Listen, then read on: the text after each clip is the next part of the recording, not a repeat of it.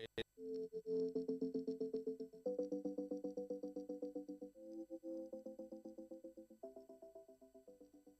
national championships were meant to happen last year. We've got to the stage now where we have more than one decent athlete or one high-level athlete to represent the country, and it's come to the stage where we need a national champion. We need that number one, that ranked person, who's going to be the number one for the year. Before, what we used to do was have a squad session, and the most senior type of player or the most experienced player took a position. But now we have a lot of senior players, a lot of experienced fighters, so we needed a national championship. It was meant to happen last year, but COVID killed it, and the national championship is something that is well needed.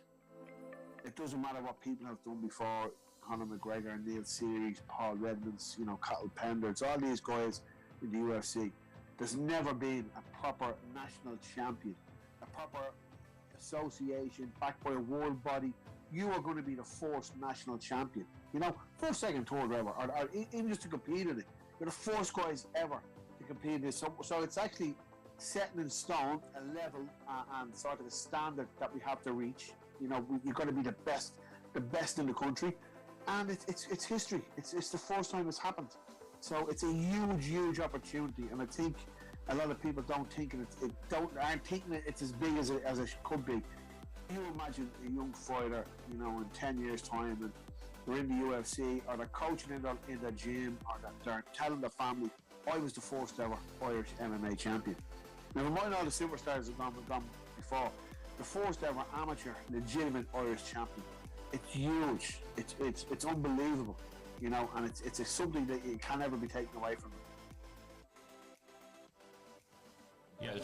Good morning and welcome back to the IMMAA Junior and Senior National Championships Day 1, and we have Dara Dove just walking in front of the camera, kicking off the day as we mean to go on. Sure, what else would you expect, Paul? That's it, exactly.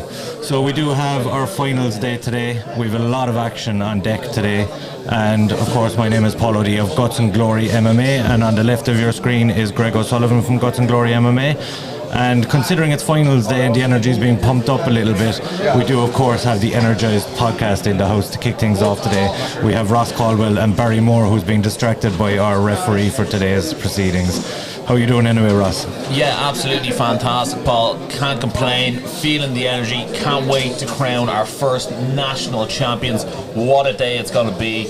We've had plenty of finishes throughout the last 2 days, and I expect nothing less from today. I'm very, very much excited. Barry, welcome to the show. happy to be here, lads. Can't wait. The last 2 days have been brilliant. Shout out to everyone competing and the production side as well. It's been absolutely on point. Been loving it, lads. If you are watching right now, make sure to like and put in the comments who you were up for today, because the more people that like, the more the word gets spread, and the more people know about all this hard work and dedication that's getting put in Ireland. So shout out to everyone. Very good. So look, we're going to chat a little bit about today's fights, but I suppose before we do, what have you guys made? You were on Friday, Barry, your first time joining us this weekend. Yeah. What have you made of the standard of fight so far? It was obviously very high level. That's one thing for sure. One person that really stood out for me was Keith Keogh. I think he's been the story of the weekend. I know obviously the CMAC team are fighting each other today, but I mean, beating Ryan Keogh, who's been one of the most touted people in the country in the amateur scene, that would just stood out for me. That was, but also such fast finishes on the Friday. Ross, you nearly missed the whole entire event. Yeah, Friday was bananas. Yeah, it really, really was. Look, the level of skill that is in this country has been shown over the last couple of days. It's been really, really evident, and I'm looking forward to seeing who will get crowned the national champion. We have some people who were crowned automatically. There weren't entries. We had Dean Abbott at atomweight, we had Jamie Abbott-Bissett at flyweight, we had Dennis Perry at light heavyweight, and we had Gustavo Lopez at heavyweight. So we already have 4 national champions. It's going to be interesting to see who actually gets their hand raised in the cage to win the national title in the divisions that have gone on over the weekend. And you mentioned there Nadine and Jamie already getting the belt, and of course Aaron Henry already picked up the junior flyweight title as well. But all 3 of those are fighting again today for a 2-division national title. I mean, what does it mean to becoming a 2-division national champion? And I mean, you think about Natty as well with the World Championships. Yeah, we're in the home of the champs. So I mean, if you're going to be the first ever, you may as well be the double first ever. Yeah, shout out for the people in the comments as well. The shout outs for Jordan Fury, let's go Lisa Houston, Jordan, and Carrie Ann as well. So let us know in the comments who you're supporting today. Who do you think has been the surprise package of this weekend so far? That is always a very interesting one. I don't know if anyone particularly stood out. Like, there's so many good competitors across the field. I think Jamie Bissett was definitely one that stepped up the weight class, and the size difference between him and Ross Kearney yesterday was huge, and he went in there and like he was very dominant, so I was very, very impressed with him, and it'll be interesting to see if he can go in there against Carl McConway today out of SPG Charlestown, who's probably one of the most experienced fighters on today's card. So let's see how Jamie does in there against someone who is a real bantamweight and a real veteran of the amateur scene. And Ricky in the comments there is asking for the running order for today. We will get to that, and we're going to go down through all the fights that we have for you today. Just a few questions, I suppose, for the lads beforehand. So there was no major surprises, I know that, but there was a couple. I suppose you've Keith Keogh putting on a sensational show all weekend. You mentioned Jamie Bissett stepping up and looking, I mean, he was undersized in that fight. There's no denying that he was the much smaller opponent, but he made it work, and he got a relatively quick finish in that fight. So it'll be interesting to see if he can pull that off again today. What fight, I suppose, has been your favourite fight so far over the course of the 2 days? Oh well, I must say I thought Andrew Barrett's fight. Yeah, Andrew Barrett's fight against Liam McGill, that was an unbelievable fight. I also thought that Keith Keogh versus Ryan Keogh chess match, I know some people aren't mad on that, but I was very intrigued with it. And I also thought Conor McCarthy versus Colin Murray was another one that was really tight, and it's one of those things, so you know, it depends on how you score, whether you're further position or you're further damage. I know there are a certain set of criteria that you're supposed to follow, but at the end of the day, sometimes, you know what I mean, there's a lot of emotions involved when you're looking for fights about it. It's very hard to be objective. Sometimes, depending on what way you like a fight to go, also influences how you judge. What about yourself, Paul? I think Tristan Barnett and Dan O'Sullivan yesterday was one of the closest fights. I think it was somewhat of a comeback fight for Dan. He lost that first round. You could argue, well, it was a close round, he got on top, but he did take some damage in the early goings of that first round. And then to implement his game plan and to kind of crowd that kick-heavy game of Tristan. And Tristan was kind of one of the standouts as well on Friday. Yeah, on Friday he was getting some of the most notoriety as well. So I mean, getting that, taking that defeat. Yeah, especially having that K1 background and then slapping a triangle on. It was great, and he nearly slapped the triangle on again on yesterday. At the end of the first round, it was very close. Obviously, that jiu-jitsu that he's doing with Lee Hammond's working out well for him. Yeah, and you've mentioned the grappling there. I suppose we have seen a lot of grappling throughout the course of the 2 days. Do you think that's because it's a tournament style, and do you think that people are kind of game planning to keep themselves somewhat fresh? Do you think we're going to see more striking today, or are we going to continue to see the heavy grappling game? I think definitely when it comes to people who've competed at IMMAA tournaments before, know that the grappling is key to keeping your body fresh to go in there for the next day. So I do think that a lot of the experienced guys would definitely be going for that sort of route to the finals. And I think today we'll see the best version of everyone, because they can put it all out there on the line. They're not fighting again tomorrow. Very true. And this was Barry, we saw Solomon Simon yesterday for the first time, and he's known for that striking game. But again, we did see him with 2 body lock takedowns and ended up getting the ground and pound. Do you think we'll see more of a striking approach from him today?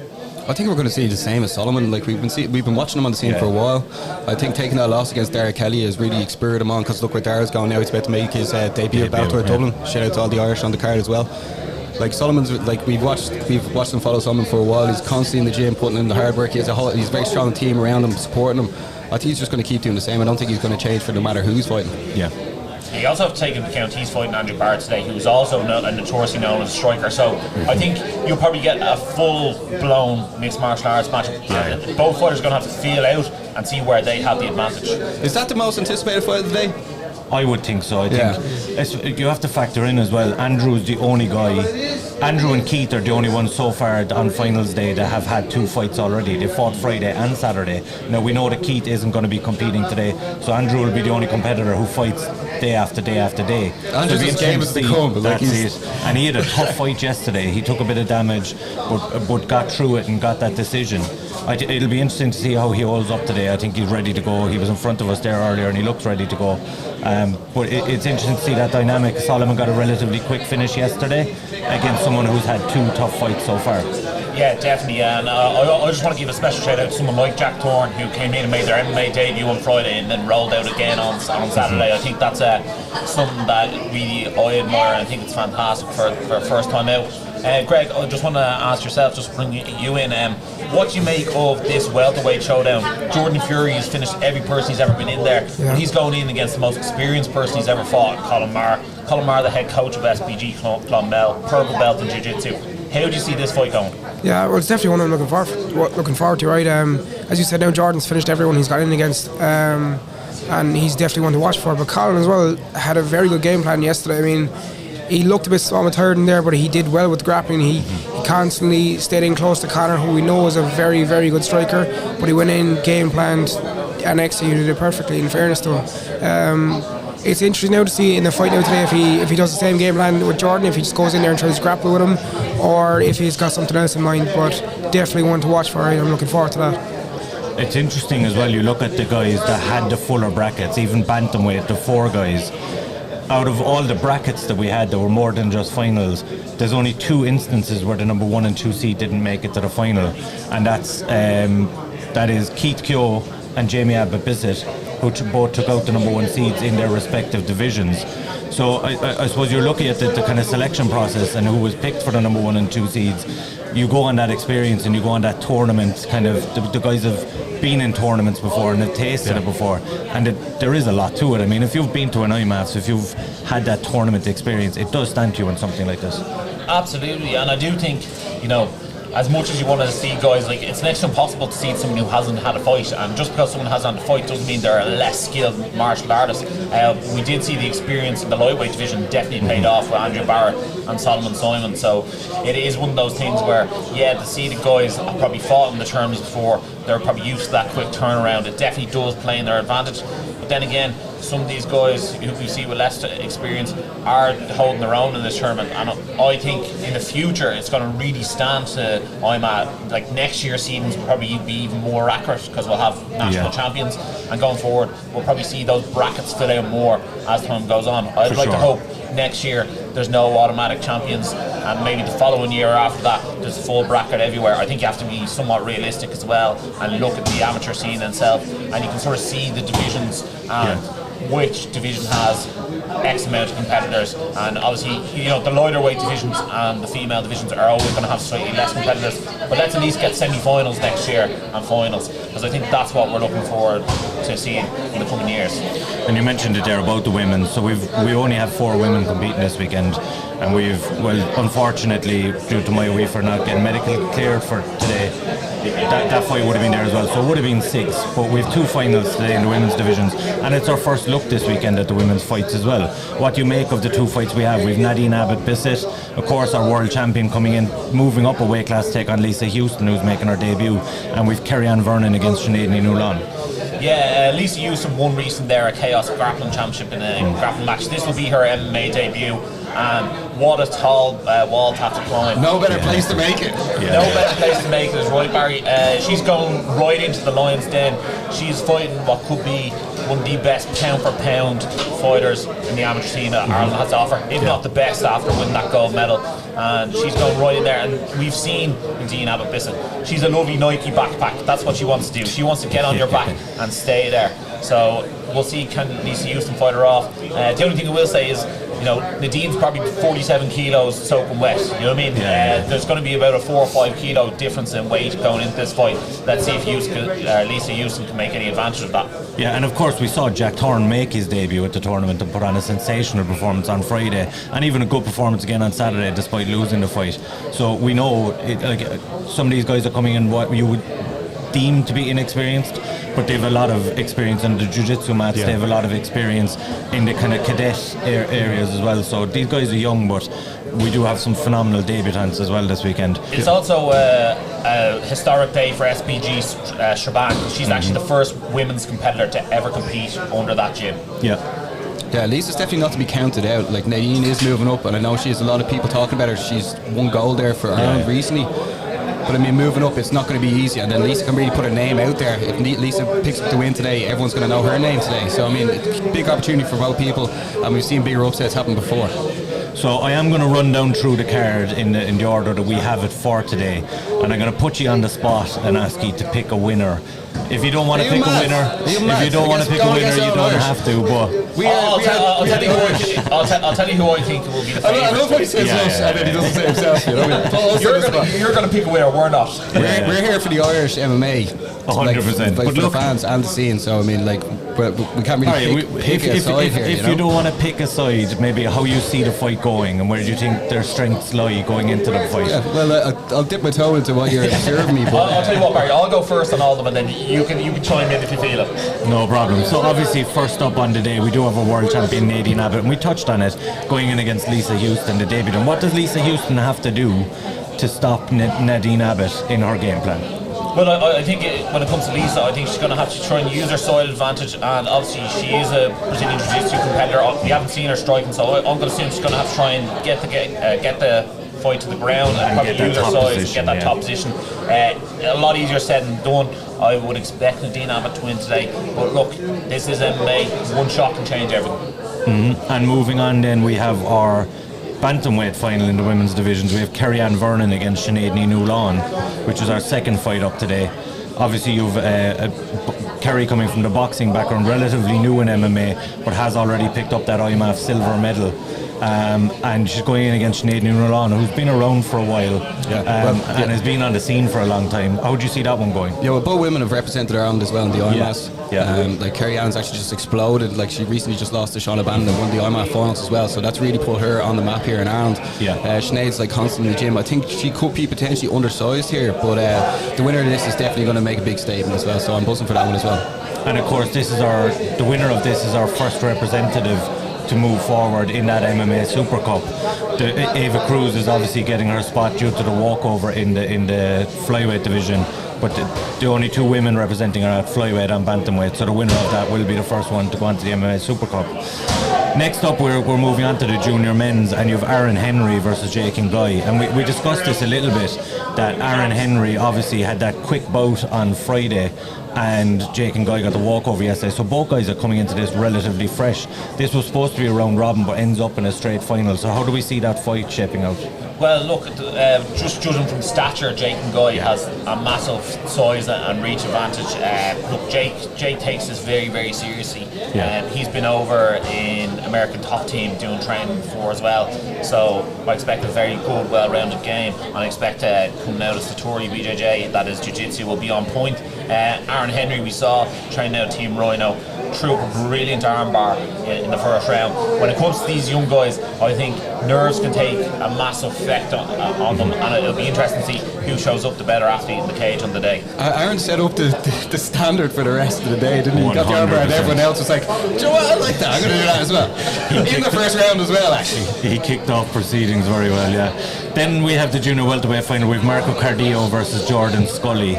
And it's an interesting one for sure. Jordan obviously has the experience advantage coming from that cadet background, but Marco Cardillo is certainly one not to be written off in this. How do you see that one going? Yeah, I think the deck is more stacked against Marco than it is against Jordan. Jordan obviously went toe to toe with Max Lally in the cadets as well, and he gave it his best. So I think Jordan will definitely be favoured here. But look, Marco out of SPG, Clonmel, he is definitely one to be one not to overlook. So it'll be interesting to see how they play out. But again, sometimes when there's a bit of a gap in between the last time you see these guys at the junior levels, they can all go up massive levels. So it is one of those things like 3 months, 4 months, 6 months difference between last fights. You get a totally new fighter at junior level. Yeah, and as well, after that then we have Nadine's brother Jamie is on deck in the senior bantamweight final. Of course, we've talked already about him moving up, and he's taking on Carl McConaughey, another guy that he is going to be undersized against, but that didn't faze him yesterday. No, he was really strong in the grappling. He shot what I'm going to say was the best takedown of the day yesterday. It was beautiful. Look, Carl McConway, he's recently moved to SPG Charlestown about a year ago from he was fighting out of Shoutout MMA in Galway. It'll be interesting to see, is there any new wrinkles to his game, and it'll be interesting to see how he fares against Jamie Abdullah, who is somewhat a veteran of the IMMAA game. And just a shout out there in the comments that we've Ricky Wright commenting in from Wales, and they're looking to do their own coverage next year of the MMA Cymru. They're not going to be as good as us, though. No, God, no. we appreciate the love, Ricky, and we look forward to viewing your offering of the Nationals in Wales. And the four of us are open to offers if you want to pay us to come over and do the move. We'll let you introduce the fighters, Ricky. The chime room, massive. For sure. The next fight we were supposed to have on deck was the Featherweight Final, but we know now that Keith Keogh and Jordan Bradshaw, being teammates, aren't going to compete. Look, it's unfortunate, I suppose, and Jordan is going to move forward, being the seeded fighter from that gym. Is that how they split that? I don't know how they split it. There's rumours circulating that they did rock, paper, scissors. I think it was based on availability for the Super Cup. Yeah. I think that's what I'm hearing in the background. Yeah. But I'm sure more light will come to it. But at the end of the day, I can totally understand the two guys not wanting to fight each other. 100%. It's just look. Selfishly, I feel robbed that I don't get to see Keith Keogh fight again, and Jordan Bradshaw for that matter. It's just a pity that they did end up in the same bracket and matched against each other at the same weight, because both guys have been phenomenal this weekend. You see, that's the thing about the Irish Nationals. Like, as much as we love Irish MMA, we actually don't really want to see the Irish fight each other. But it is inevitable that in order for the MMA scene to progress in Ireland, people need to know who's number one, who's number two, and who's number three, and that's just the way it has to happen, unfortunately. But I mean, look, I have no more respect for the two guys. Like, they're teammates, they don't want to fight each other, and that's perfectly fine, because they want, like, once they move further into pro, potentially, and hopefully they won't have to face each other either. It's just you know what I mean. But iron sharpens iron, and that team, CMAC, are like actually kicking ass as well. I think for sure both guys' stock has been raised massively over the course of this weekend anyway. Absolutely. Then we move on to the lightweight final with Solomon Simon, as we discussed, against Andrew Barrett, and this is one of the ones I think that's most hotly anticipated. Two very senior guys on the amateur scene. Solomon, of course, had one fight yesterday and a very dominant performance, and he's going against Andrew, who's had two tough fights, and he was in a very kind of close back and forth fight yesterday, but that experience shone through in the end to get the victory. How do you see that one going? Yeah, I must say, I thought in terms of size-wise yesterday, I actually thought Solomon Simon made Jack Thorne look like a featherweight. I thought he was the bigger, he was the stronger guy. Andrew Barrett had a much more sort of, I'm going to say, strenuous way to the final. His fight obviously went the distance, as he calls it, 9 minutes of hell. So I do think this one could go either way. I feel like we'll probably know in the first 2 or 3 minutes who's going to win, because I think we'll find out who is stronger in each position, and I feel like whoever can impose their will first will be the one to get their hand raised, as these guys are locked and loaded, ready to go for 9 minutes, and there's not an ounce of quitting either man. And then we move on to our second last final of the day. We've the welterweight final with Colin Murray versus Jordan Fury, and we talked about it already. Colin Murray had that very tough fight yesterday against Conor McCarthy. Jordan Fury just seems to be mowing through everyone that he's come across so far, but he's never faced someone with the experience of Colin Murray. Absolutely. Look, these two guys put their names in the professional ranks, and no one will bat an eyelid at it. It will be, I'd say, crazy to think that we'll see both these guys next year. I think by this time next year, one of these two guys will have gone pro. If not both. If not both. I think Colin Murray is looking to maybe get a national title and maybe get one more shot at the IMMAA before he does go pro. I think he's slightly older than Jordan at the moment. But look, this is like one of those things, you know, the unstoppable force versus the immovable object in this one, and we'll see who comes out with the victory. But I think you have to favour Jordan Fury, the fact that he's finished everyone he's ever fought. And we are just about to get started with the fight, so we're just going to run our little programme here, the IMMAA video, just before we get started. Beautiful video. Poor Dan O'Sullivan, and Cameron Clements. He's very explosive, very dynamic sport, and he's appealing to young people and can be a force for good. Attitudes change and sports change. There are newer sports coming in that are more exciting than the ones that were previously in, and MMA is one of those sports. MMA is here to stay. Many other sports could actually learn from IMMAA. Their ability to do this with integrity.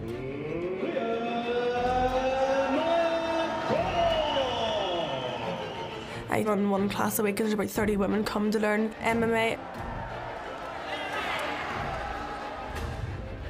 Some of them are doctors, some of them are lawyers, and they absolutely love it. The International Mixed Martial Arts Federation is an amateur body representing amateur MMA. We've had 4 World Championships, a global calendar of events. The work that we're doing isn't just about competition, it's also about taking care of grassroots development. It's important for a sport to have that base in terms of coach development, referees and judges that are qualified and recognised within the International Federation. We've also recently developed a progression scheme for people that are participating in MMA for recreational purposes. We tick all the boxes because we understand about the structure, we understand about the recognition of the sport, we understand about the regulations of the sport. My first fight was in the Ulster Hall. Dark, and I had no idea what was going on. People drinking at the event. Probably not a really positive environment for somebody to have their first fight. The IMMAA, more professional. Massive halls, there were spectators during the day. It was really rigorous medicals every morning. And you felt like you were in a professional sporting environment. What we're doing in terms of medical protocols is way above what any other combat sport is doing. There is a huge culture of duty of care to those athletes. The guy in the MRI was like, the scans that you guys are having is the highest level I've ever had of professional rugby or boxing. We take out some of the techniques that might be considered more dangerous. Athletes aren't allowed to use elbows. They're wearing shin guards. The gloves are heavier, which actually causes less damage, less cuts and less knockouts. It's not just accepting the minimum standards, it's looking at where we can go next. I've seen very positive reactions from so many of those athletes, male and female. They feel comfortable in an environment which is looking out for their health and their safety. So amateur MMA is very much about national teams versus national teams. We're currently looking at the developments of our events. Junior Worlds, Junior Europeans, we're looking at cadets. So we're building the layers from the base. Parents are bringing their children to gyms to learn MMA, to teach those children in a safe environment. Kids, if they can look up to other athletes, it's going to just grow and grow and grow. I've run the equivalent of a national anti-doping organisation, set up the therapeutic use exemptions, the whistleblowing line, all of those sort of things. Now, I wouldn't waste my time in working with people who regard this as lip service. I want people who are going to be serious at really wanting to set a good integrity standard. All over the world, MMA is being done.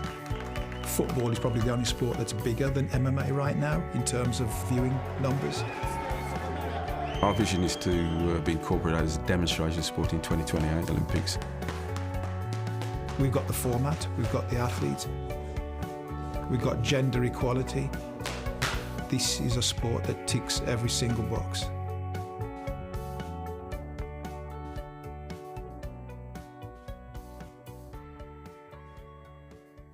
So guys, we are 2 minutes out from our very first fight of the morning, and we are honoured to be joined by Danny McCormack in the commentary booth. How are we getting on, Danny? Good, not too bad, delighted to be here. So you have a fight lined up for next week, obviously, in the Tree Arena. You're back to the Tree Arena yet again. Tell us a little bit about that. You're taking on Stephanie Page in the undercard. Yeah, so she's a Muay Thai fighter. She's had like 100 kickboxing Muay Thai fights. So grappler versus striker next Friday night. So you plan to moor down again, like you've done the last few. Although Alan will be disappointed if I don't stand and strike for at least a minute in the fight, But JK, I'm sure, will be shouting for the takedown. But it's another kind of momentous occasion. It seems to be every time they come back to the Tree Arena now, we've more and more Irish competing on the card. We have Lee Hammond making his Bellator debut this time, and several others competing from SPG and from other gyms. It's phenomenal every time. Is it an honour to get that call every time they come back to Dublin? Yeah, well, I'm signed with a multi-fight deal, so I know I'm going to be on it when they're coming back. I'm really excited to see Lee. We were at IMMAAs together over the years, so yeah, super excited to see him make his debut on the big stage. You know, I know it's not his pro debut, but to get this opportunity. For sure, and we look at the main card as well. It's the first time in a while that we haven't had an Irish fighter headlining the Dublin card, but we do have that phenomenal title fight, and you have the Irish are very well represented on it, and of course we have two Irish competing for the first time ever on a big stage like that in Liam McCourt versus Sinead Kavanagh. Can't wait for that one. That's an absolute banger of a fight. Yeah, I think I'm more excited for that than I am my own fight, to be honest. You'll be getting straight out the back so to watch that one. Yeah, well, I'll up into the stands and watch it proper. For sure. And our first fighter is making the walk towards the prep point just now. So we have Nadine Abbott-Bissett. Nadine is our current atomweight world champion and is moving up in weight class today to become a 2-division national champion after winning the strawweight by default. An amateur since 2019, Nadine has amassed a 5-2 record, all at IMMAAF events, losing on 2 separate occasions to Poland's Magdalena Szaba. Danny, what's your thoughts on the rise of women's MMA in Ireland? Like, the talent has just seemed to keep rising and rising and rising. Do you think this is like a golden era of Irish women's MMA? Yeah, I think 2022 we're really going to see the difference between the female fighters and the male fighters in this country. Yeah. I don't think we have a bad female fighter. I was just thinking about it the other day. When you look at Leah and Sinead, myself, Shauna Bannon, there's not a bad female in the country. We've got a huge potential, and if someone becomes a world champion, you're going to see that huge influx of young girls into gyms. And that's what we need. We need the same kind of pull that Katie Taylor did with boxing. For sure, and every time we go to the IMMAAFs, the women are well represented, and they go and smash it every time. Yeah, absolutely. We have a huge advantage there with the females, and Ryan says the future's in the girls, so I won't deny that. And of course, this is our first final of the day in the strawweight division. Lisa Houston versus Nadine Abbott-Bissett. Yeah, as Andy's saying here, great to see the women starting the day off, leading from the front. Danny, what's your thoughts on here? This is obviously Lisa's first ever MMA fight. Nadine opened with a stiff jab there. Nadine has far more experience than Lisa in this fight, but she has given away quite a lot of weight to Lisa. If she can get the takedown, Nadine's grappling is, world class, as we know. She's a gold medalist. So there's a huge amount of experience coming from Nadine's side, but we don't know a lot about Lisa, so she could bring it as well. Yeah, and we have seen that throughout the last couple of days proceedings. We saw Jack Twan come off with a brilliant performance that sometimes being an unknown quantity could be very dangerous. For sure. Lisa comes from a grappling background as well, so she shouldn't be too. She's going for an armbar here as we speak. Oh, she needs to stack her. She needs to stack her. That is very close. Nadine needs to start stacking her now, getting her head down. Yeah. Did well to get out of it. Yeah. She's as tough as they come in. That was a very good attack for Lisa there, starting off. Brilliant, yeah. Certainly not phased by the occasion anyway. No. Absolutely not. You can see that all the grappling that Lisa's been doing is definitely paying off for her. She was successful at Chaos Grappling Championships there recently. But I mean, this is Nadine's game plan here, is to keep this control and pour on offence when it's available. Lisa's doing very well here with a knee shield, trying to keep Nadine away from her. Yeah. Nadine just needs to start getting a few shots off here now and try and pass this half guard. Yeah, we did see yesterday Keith Keogh pick up a win from majority of the fight from a bottom position, so we are seeing that the scoring, if you're not doing any damage or you're not being effective, you're not scoring. Big shots there from Nadine. And of course our 5 submissions on day 1 were all from the back as well. Nice, she's on the back now. Great transition. This is Nadine's bread and butter here on the back. As we alluded before, she's a Nike backpack, and when she gets there, she doesn't tend to go anywhere else. Well, she's so fast and so comfortable getting there and staying there. Yeah, she was very close under the chin there. She has one hook in at the moment. I'm sure she'll be looking to get her second one in. And there we have it, 2 hooks in. It's a very tough position here for Lisa. Even with that grappling background, someone who's just an expert at being on the back. She's defending well though.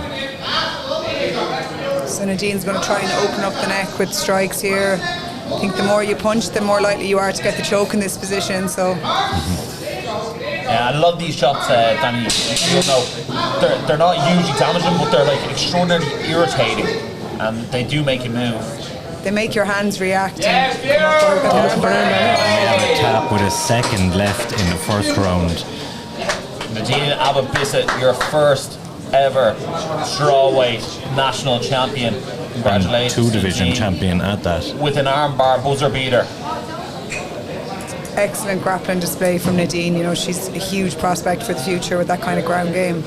She weighed in only at 46 kilo this morning for this 52 kilo matchup, so that shows how good Nadine Abbott really is. I mean, there's no ceiling for her at all. And let's give massive credit to Lisa Houston. She was very competitive in that fight. She gave her all, so fair play to Lisa Houston as well. And here we have the gold medal being put around the neck of Nadine Abba-Bissett. By her head coach, and something she's getting very familiar with is that gold medal around her neck. What a start to 2022, 3 gold medals in a very short space of time. Yeah, Jamie Abba-Bissett says as he walks by her, or as she walks by his bedroom every day, she waves the gold medal in his face. Brotherly, sisterly love there, isn't it? You can't be that competitive edge. That's it. And we've Ricky Riders in the comments again, world champ doing world champ stuff. You better believe it. Yeah. A lot of love coming in for Nadine there, and rightly so. I mean, she's been the breakout star. No, not necessarily a breakout star, but of this year so far, the breakout star, and it's only in February. I mean, God knows what else she can achieve this year, but. Well, yeah, I have to agree with you, Paul. Like, out of a squad of 20 that went over to IMMAA, she was the one who walked out with the gold medal. Yeah. So. I think, as far as I'm aware, she was the only one who reached the final as well. So, absolute stellar performance again from her, moving up the weight class. You could see that the size difference was quite evident throughout the fight, but her skill level is really above and beyond some other women in her division and the division above, and that's why she's a 2-division champion. Yeah, and we have Carrie Ann Vernon now in the prep point. Carrie Ann is coming off the back of a very close decision loss at the World Championships herself in the quarterfinals in Abu Dhabi, after winning her opening round fight by the same method. Carrie is actually a Wimp to Warrior product, moved straight into the amateurs after showing a great potential at SPG Cork City. The boxing veteran won a silver medal at the IMMAA World Cup in just her 3rd fight.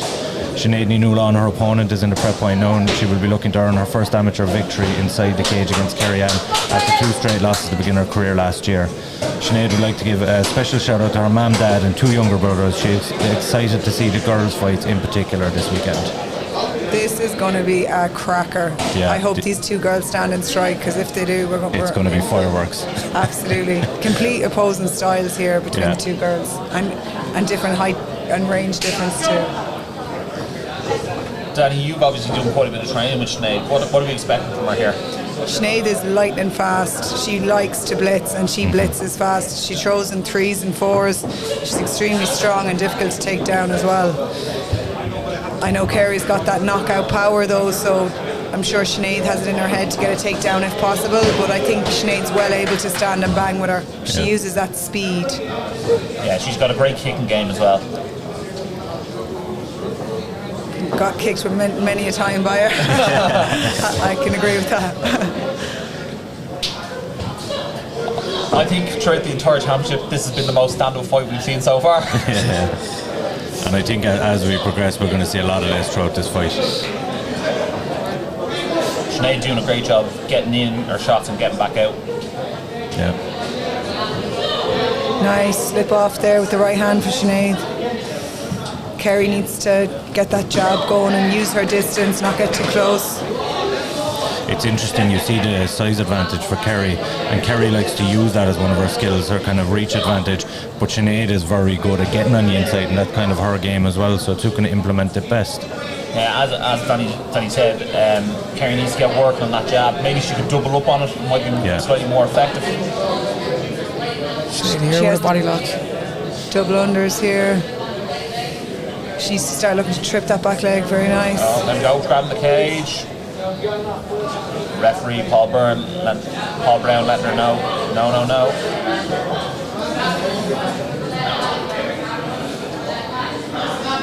Sinead is not letting go of that grip though. Have you ever grabbed the fence, Danny? Absolutely. My rule is do it once, get the warning, and then just don't do it a second time. Nice trip. Stay top. Oh gosh. Well done to Kerry there, getting the roll and getting top position. Yeah, and she badly needed it because I think she was down on the scorecard so far. And if you're Kerry now in this position, are you staying down or are you trying to get back up to striking range? You got to be all the way in or all the way out. Just be careful of that middle zone where the arm bars are going to start flying up. That's why we have the pros in the booth here today. The first bit of actual technical commentary we've had all weekend. Sinead doing well here, getting the feet in the hips. Kerry after passing inside control, she's in a dangerous position here. She has the back now. Nice work from Sinead to get back up. She needs to get those blitzes off again to make sure she wins this round. Nice kick there by Sinead. Do you think that was a wise move by Carrie Ann to let her back up? I mean, given her boxing background, that's where she wants this fight. I think it's just second nature for her if she feels more comfortable on the feet. Definitely, but I must say, out of the time on the feet in that round, I thought Sinead got the better of the two of them. I don't know, do you agree, Danny? Yeah, I think Sinead had that round, and if I was Kerry, I probably would have stayed down and thrown some big shots there to try to steal the round at the end. But as you're saying there, Kerry just wants, it's probably second nature to her to just stand back up and get back to her boxing. So we're no judges, but are we going Sinead first round? I think I would have said Sinead first round. I'd say that round I think Kerry won about 30-40 seconds. Yeah. But I think the end of that round, the combination right at the end, you'd never be surprised with the judges. I think winning the very end of the round is significant in the judge's mind. It shouldn't be, but oftentimes it is. And if you are Sinead, are you coming out again and trying to grapple with her, or are you trying to go back straight to the striking? I think those leg kicks and those blitz punches that she's thrown are working really, really well for her. And I'm a big fan of if it ain't broke, don't fix it. So let's see how they come out. Interesting there, Paul gave Kerry a stiff warning. I imagine that was for the cage grab. Kerry's getting on her jab a bit better now. Yeah. And throwing some kicks of her own. Sinead's pace has slowed down a small bit. Nice, see, she throws the 3s and 4s. Nice finish with the leg kick as well. And they're heavy leg kicks landing. That seems to be a staple of her game, Danny, is it, to finish with the leg kick? Absolutely, you think she's too close to kick you, but by God, she always gets it in. And again, a great way to take the power away from Carrie Ann by chopping down that lead leg. Kerry needs to start checking some of those kicks. Yeah. I think Kerry would do well with getting her jab off, taking a big step back and trying to hit her with that overhand. She's not giving her any reason not to rush in at the moment. And there seems to be very, very single shots from Kerry. There doesn't seem to be much of a combination there, where Sinead is coming in with 3s and 4s. Absolutely, at the moment, Sinead is outpointing her. It's a nice stiff jab there. Yeah, the jab is kind of landing a little bit more this round. Nice shot from Sinead. Danny, does it need to be more than just the jab from Carrie Ann? Does it need to be a jab followed with a straight? I think she needs to use her jab to get that power hand off. Kerry has that knockout power, she just isn't setting it up at the moment. You can see how much Sinead wants this today. She's really all in on her shots.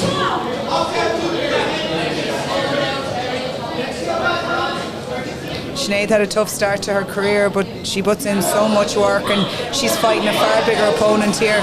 When she gets down the weight and she goes into her legitimate weight category, I think Sinead is a force to be reckoned with.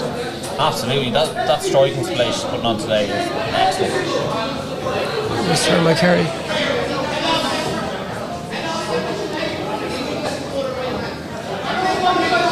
She looks very composed and comfortable though, Kerry, in the stand-up with her boxing. I think we just need to see more volume from her. That's nice left hand there. That was nice. I think Sinead is slowing down a little bit and Kerry's getting a bit more comfortable. And we've seen this from Kerry before, where she has taken some damage and she just keeps with that same game plan and keeps coming forward. Take down and win this round now, I think, in my opinion.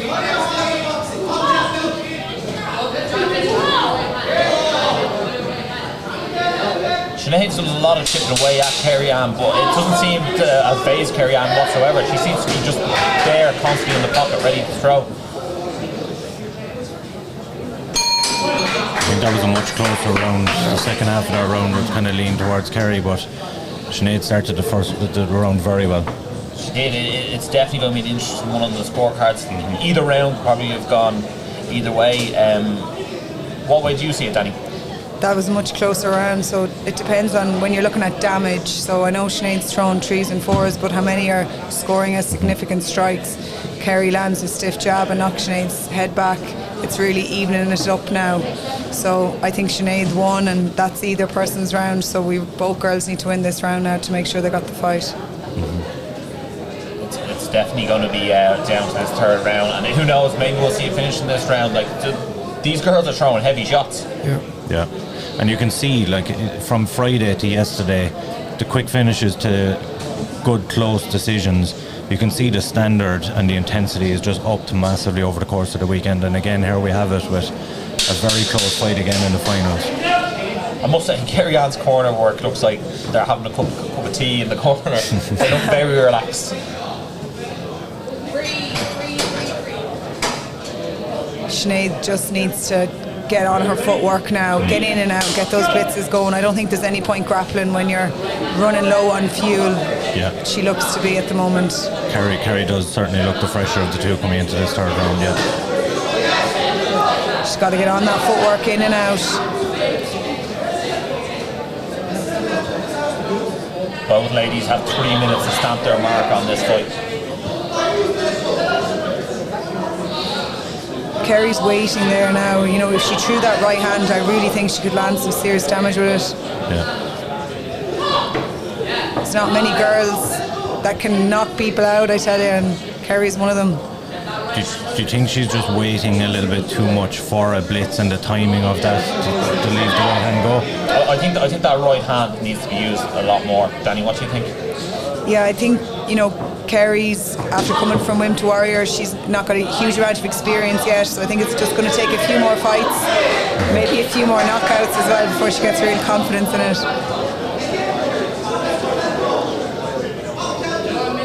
But she's getting better every fight, my God. She is. There's huge improvements in her game every time we see her. Nice kick on the break there. She didn't get the takedown, but she gave her something to think about. Both girls got a push now. Who wants it? Who wants that gold medal? Big right hand there from Sinead. Carrie Ann's done a great job of walking Sinead down, but Sinead, anytime she gets walked down, she throws that flurry, finishes with the leg kick. She's done a great job of hitting and moving. Oh, big right hand. That one looked like it hurt a little bit. I think she might have hurt her. Carrie Ann's going in for the kill. She has to be careful not to get too wild there.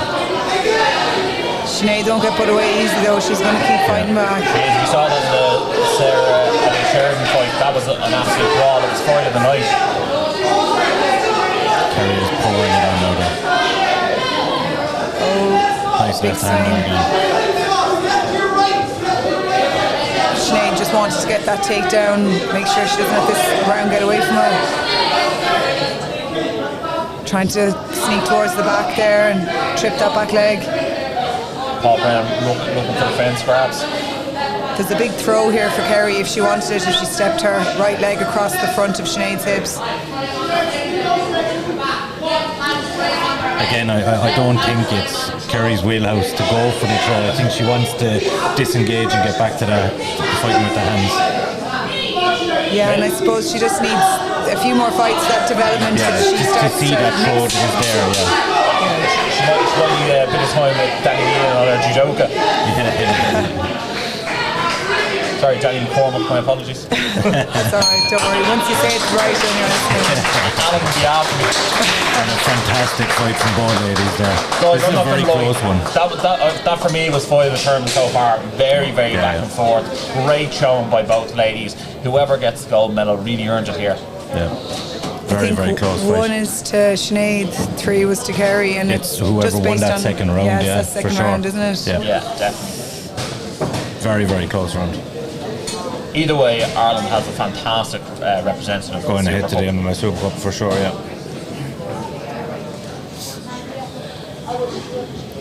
And Andy Hickey in the comments agrees with us. It is the best fight of the weekend. That fella's always repeating what I say. Carrie always with a big smile on her face after fighting. She enjoys it a little bit too much. Yeah. These ladies have fight Some each would other say 2 or a 3 little bit times. similar to yourself, Danny, in that regard. If it's not a fight, I'm not enjoying it. You got to take a few shots and give a few shots, then it's a fight. Yeah. I could really see this not being the last time these two fight each other. Now here we go. Paul Brown's going to tell us who's winning the gold medal. And Carrie Ann takes the gold. Well done, Carrie. I think it went down to those significant strikes, didn't it? Yeah. I think that size and power advantage really was the difference maker in the fight. I think if you look at the two competitors, I think Kerry hurt Sinead more with her shots, despite Sinead landing some great shots of her own. I think, as you said, Danny, if Sinead moves down a weight class, I think she'll be a real force to be reckoned with. Definitely. Absolutely. I mean, she's a force to be reckoned with at this weight class, so. Exactly. There's no putting her away, put it that way. Yeah. No. Yeah. Well Congratulations done to both Carrie girls. and to Sinead, yes. Kerry's heading back over across. You know, she's only just back from the Worlds and she's going back to Barron again. Yeah. Must say, unbelievable showing so far by the women's. Two great fights. Strawweight and women's bantamweights. Unbelievable. Great to see the calibre of talent in the country. And like we were saying earlier, it would be great to see next year and the following year the brackets really fill out and we get plenty more competitors. As Ava Cruz makes her way to the cage, I think, to collect her gold medal. So Ava was meant to fight her teammate today, but there was some issues getting medicals done on time, so Ava takes the gold, automatically gets her trip to Bahrain. Ava had an absolutely epic scrap with Coy O'Sullivan over at the World Championships. It was a brilliant scrap. She is actually such a scrappy fighter. And Nadine Abapissa, I think, is she going? She's, I suppose, surely has it, but she's been presented with the atomweight gold medal. So that sort of rounds off our ladies' action for the weekend. Fair play to them. Danny, those medals look nice, don't they? They're big. Do, yeah. They look big around an atomweight's neck anyway. Maybe the heavyweights that fit a bit better on. So of course we have our next fight is going to be up shortly on deck, and that is the male junior bantamweight, which of course started as a round robin, but now have a straight final between Aaron Henry and Jake and Guy. Nadine Abapissa not showing away from the press here. Second gold medal. She's dead right. Ireland's first ever national champ. It's no surprise that when Nadine and Kerry had such great displays over in the World Championships that they are the two gold medalists again today. Absolutely.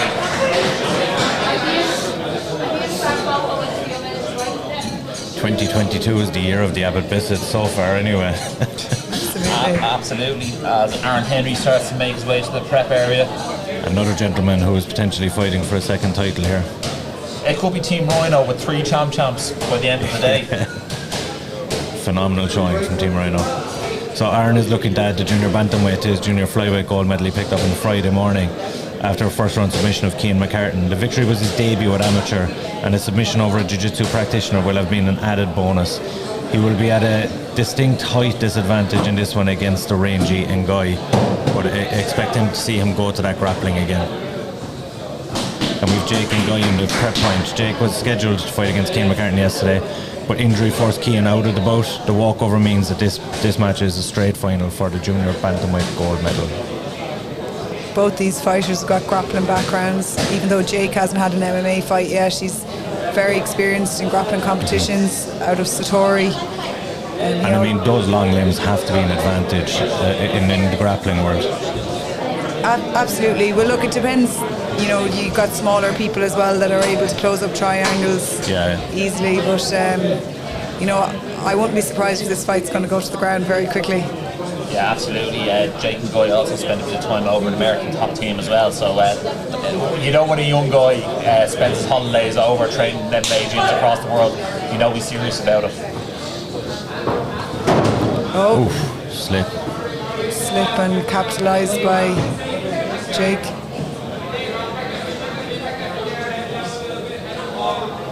So there's no reason to keep that guard closed there now. Well done. Excellent work for Aaron to get back to his feet. So Jake obviously looking to keep this one on the feet for the start. Didn't want to work in the guard of Aaron. No. Some nice defence there. Hit double unders at one point. Jake on a single leg here now. Oh, he's got to watch the guillotine. For his very first amateur MMA fight, Jake looks very composed. Yeah.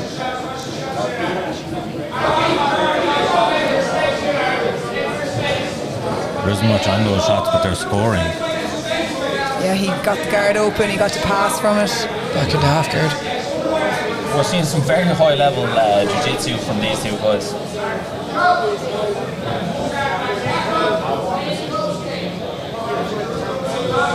He's working hard to stay in that half guard position. It's obviously just where he wants to work from. Yeah, Aaron has dangerous guards, so I think Jake would be doing well to not let him re-guard. And we saw that on Friday with the armbar submission. Yeah, it was a brilliant armbar as well.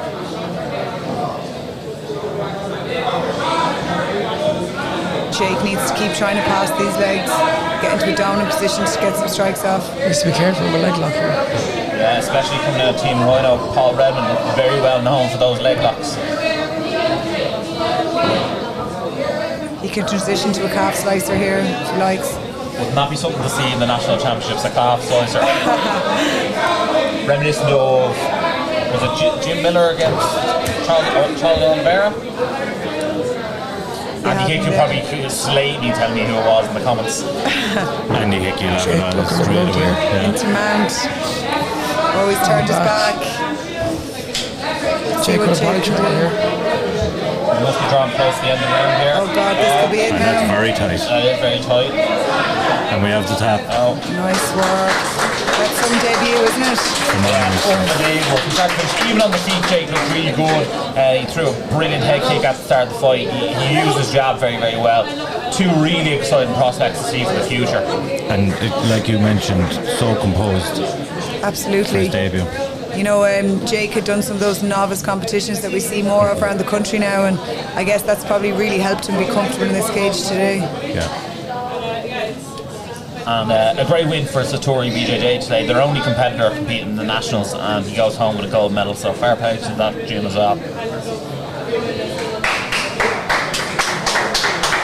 Show respect from both men. That's a big amateur bantamweight, isn't it? He's a big boy, yeah. I imagine as he gets older, he'll end up a welterweight by the time he's in his mid-20s. Great to see Keane McCarthy enter the cage as well. Great to see the camaraderie between these three lads. Keane getting his silver medal for his performance on... Oh, he's getting the bronze medal for this division. Yeah. And then he'll get his silver medal for the flyweights as well. The future is right when you've got juniors with this kind of grappling coming through. Yeah, some of those scrambles were unbelievable, and just the level of positional awareness between these guys was brilliant. Yeah. And like you said, the awareness not to play around in Aaron's guard where he's very, very dangerous. Yeah. And we are moving ahead to our fourth fight of the morning. We have our junior welterweight final on deck. We have Marco Cardio from SPG Clonmel against Jordan Scully of SPG Tullamore. Marco debuted late last year, suffering a first round loss to fellow debutant Bradley Rice at Iowa Fighting Championship. The 18-year-old has, however, been a regular competitor on the jiu-jitsu mats for the last 18 months. And Jordan Scully He debuted in the World Championships in January, earning a unanimous decision victory in his opening bout against Mexican Cruz Garcia before losing a first-round submission to a Russian in the second round. So both of these boys were on the cadet team last year, so they were only 17 last July when we were over in Bulgaria. Yeah. So this is their first year as juniors. Got another 2-3 years ahead of them at junior level. This is going to be a great fight. Jordan Scully's got some sick grappling, and Marco's got good kind of Muay Thai style and is well able to grapple as well. Yep. Two very young prospects and young hungry lads.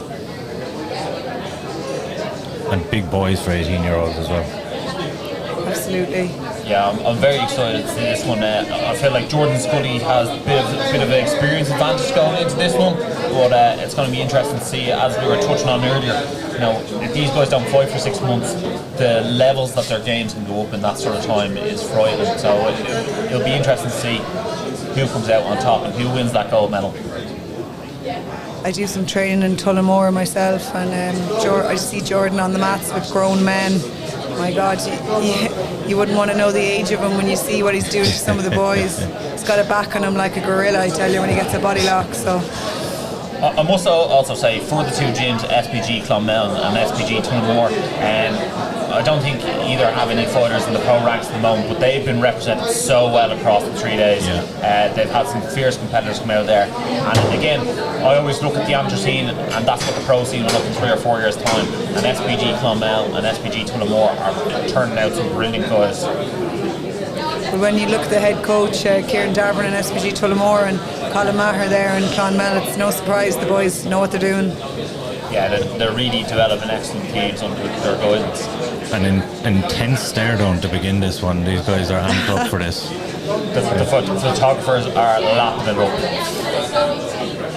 Yeah, there was a bit of a, you know, right in his face as he moved around the cage earlier to Jordan, so expect action right from the off here. I think we can be looking for that double leg from Jordan straight away. There we go. Good sprawl. And we know in the cadet series, Jordan went toe to toe with one of the best prospects in the country, Max Labby.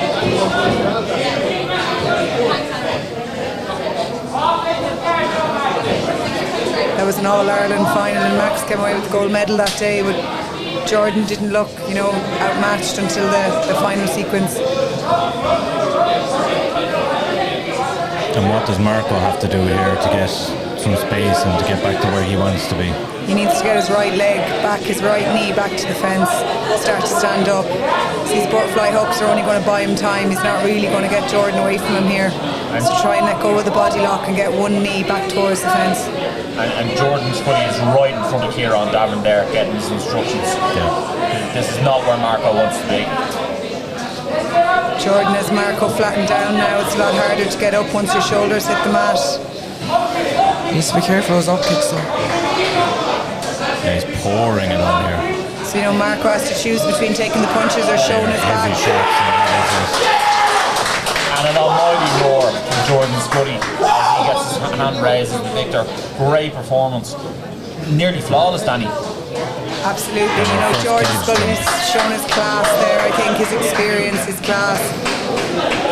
He's a really, really exciting junior going forward. And I think that was our biggest celebration of the day. Yeah, of the weekend for sure. I wonder if he's going to get fined for jumping on that cage.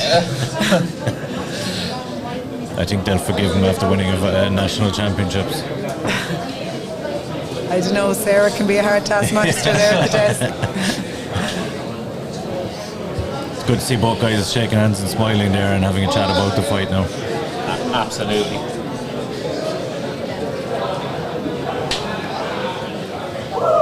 I'm not going to lie, if Jordan went up and he fought at the men's welterweight, I don't think he'd be out of place there. He's that good. Yeah.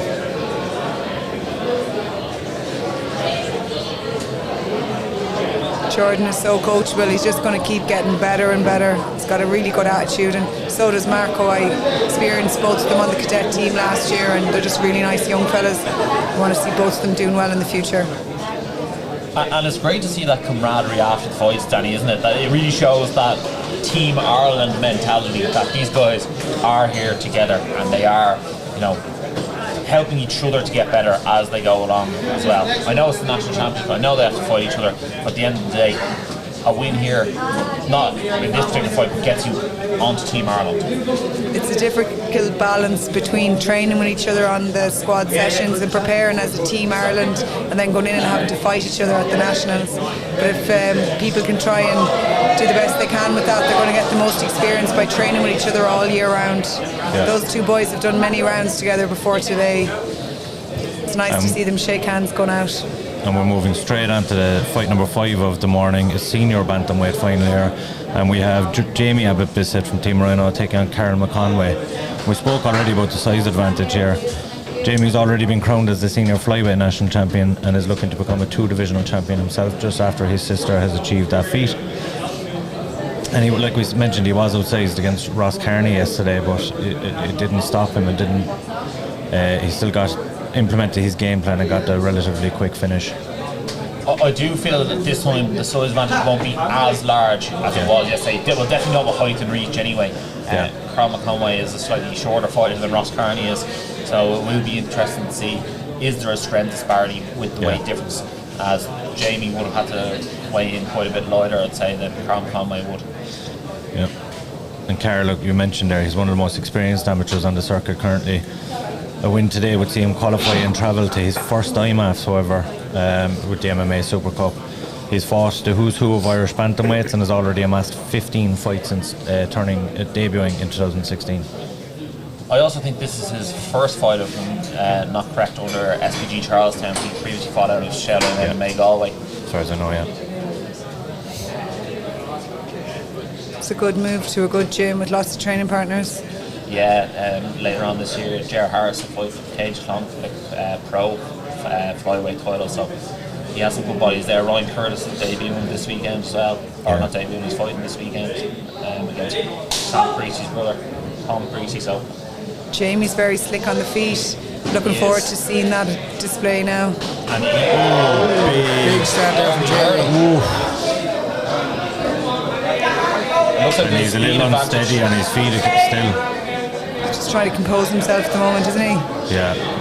Not surprised there's a shot there after those punches. It didn't look like a very confident shot, Danny, did it? No. Not a big right hand. More of a Hail Mary, I guess. I still don't think Carl McConway's got his feet back on perfectly just yet. Doesn't look fully recovered, no. Jamie needs to try and capitalise on this now. Get a few more strikes off, try and land that overhand again. And we saw a beautiful double leg from Jamie Abbott-Bissett yesterday in the semi-final match. I wonder, will we see any more wrestling from him? Although, after you heard someone on the feet in the first 10 seconds, it's hard to go to the wrestling, isn't it, Danny? Yeah. Absolutely. And again. God, he's very good with those leg kicks, isn't he? I do feel like this is the best version of Jamie Abbott-Bissett we've seen. That's a bit of a better shot, but good takedown. Does get that top position. Let's see what Jamie does to get up here now. He's working to free his right leg. Getting the switch there. Oh, big shots. Big heavy shots. These are big shots. Jamie Abbott-Bissett is not playing around. He doesn't want his sister to be the only one with the gold wear at home. Absolutely not. It's crazy, the guy that's moving up from flyweight is bullying Carl McConway here. And there's that double leg. Giving Carl something else to think about, but I don't know if I'd bothered when I was doing so well on the feet there. Yeah. Bill McCann will be sitting at home and he'll be delighted with that double leg takedown.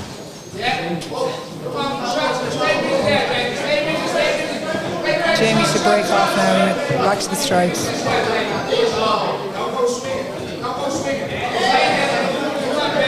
You hear Paul Redmond in the corner of Jamie Abbott-Bissett, don't go swinging. He seems to be catching him with a lot of what he's throwing though. He definitely is. He's very accurate with this. Carl's getting into the striking more now. Straight shots down the middle. Another big right hand. Always finishing with those leg kicks as well. They're going to add up as the rounds go on.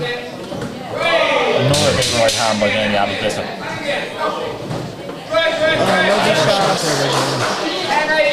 Just be careful of the triangle here. Phenomenal round from Jamie. I think that was one of the best displays of mixed martial arts we've seen all weekend. That game plan that he's gone in there with has been flawless. The boxing has been so crisp. The takedowns have been fantastic. Leg kicks on point. And his cardio seems to be relentless as well. He's a really well-rounded fighter, Jamie Abel-Bissett. It seems like fighting is second nature to that family. You'd hate to see the rows over the remote. They're a similar size as well. I imagine Nadine gets some rounds in with him. Well, I say similar size, but like, once they're bantamweights, flyweights, girls have some chance. Classes, Well, put it this way, I think if there was a men's atomweight division, I wouldn't put it past, men's strawweight division, I wouldn't put it past Jamie Abel-Bissett actually making that weight as well. Yeah. But yeah, they're constantly in the gym rolling together. Say he's been a huge part to play in her development as well. Exactly, and I think, obviously rolling with Jamie all the time, obviously strength-wise has really improved Nadine, her grappling aspects as well. Absolutely. Let's see what Carol can do different in this round. Gonna stave off some of that pressure from Jamie. Jamie Abel-Bissett here, looking to steal some of his sister's limelight for once.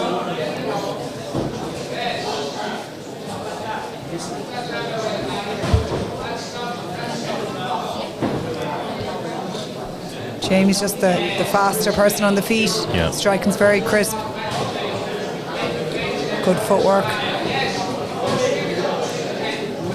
Not a right hand on the inside there again. Carl on the single leg here, trying to finish. Transition into the double now. Oh, he has him down in the centre of the cage. This must be what Carl McConaughey wants for this round. He needs to at least steal a round back. Yeah.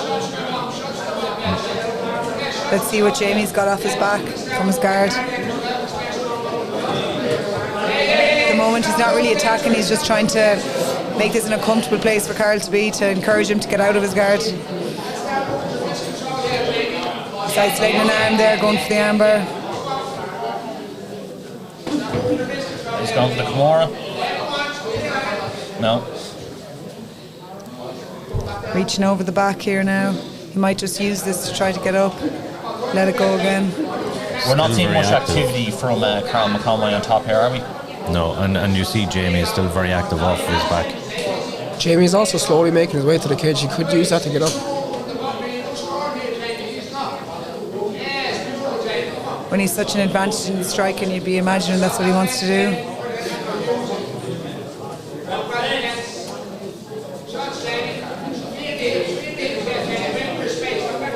As Danny McCormick would say, Jamie Abel-Bissett using his one fence grab.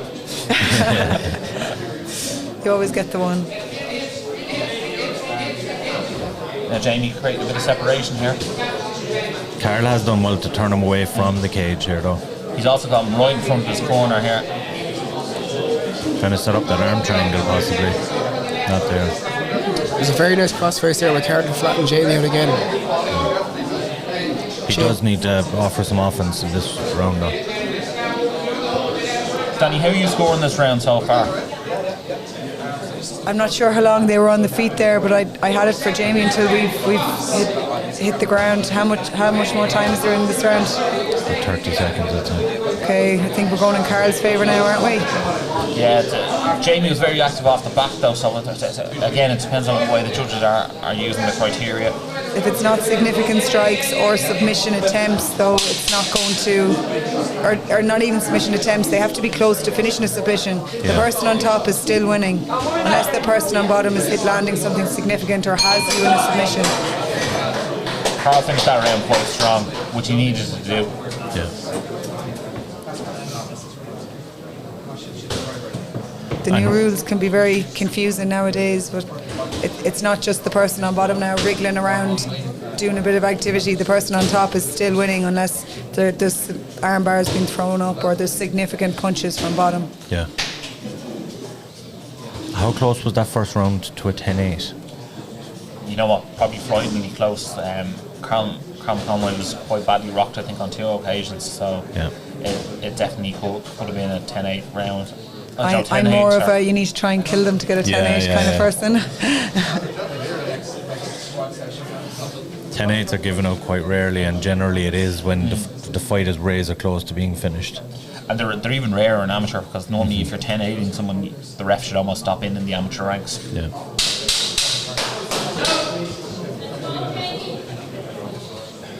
So it could be 1-1 now going into the last round. Very easily, yeah. Definitely. That was a close round though too, was. Remember what I said, Jamie, yes, straight out. And we've got a quiet has fallen over the gym here. There's a bit of tension before this third round.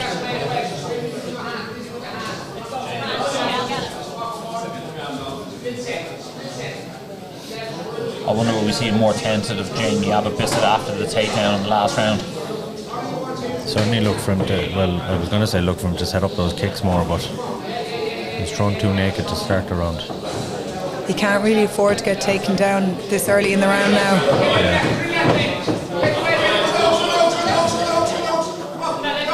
Deep in on this single leg.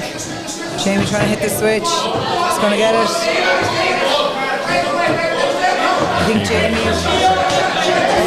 Big shot. That's exactly where Jamie wants to have Carl Conway, with his back up against the cage.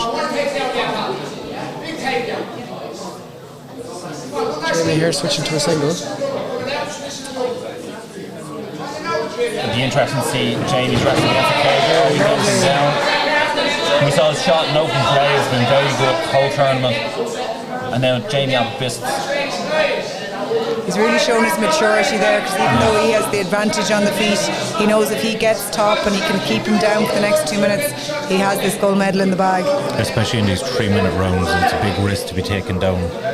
And that is one thing I'd say about Jamie Abbott-Bissett. I'm pretty sure he has more IMMAA experience than non-IMMAA experience. So he's used to fighting that tournament style. So he's used to trying to make sure he wins those fights on points. Great scramble here. Nice scramble. Swing and a miss. He has the hands clasped. Big effort now, we can get this takedown. And immediate pressure as well. Carroll has the underhook on the far side though. He could build up a base to take the back again. But Jamie is landing serious strikes here. Nice work, transition to the front headlock. Carl McConway's going to have to pull something serious out of the bag to get this gold medal at this stage. Jamie's spotting very well here. So Jamie needs to either transition to the back or just to back away. Just to be careful he doesn't get himself taken down here. And the cage is going to help Carl. Carl really needs a finish here.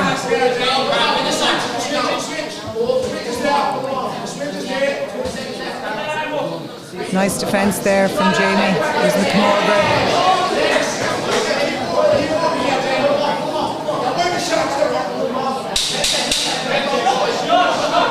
And we go into the last 10 seconds. And we're going to see them throw hands. Another big right hand by Jamie. Great fight. And there we have a gold medal, Jamie Abbott-Bissett. There's no doubt about it, is there, guys?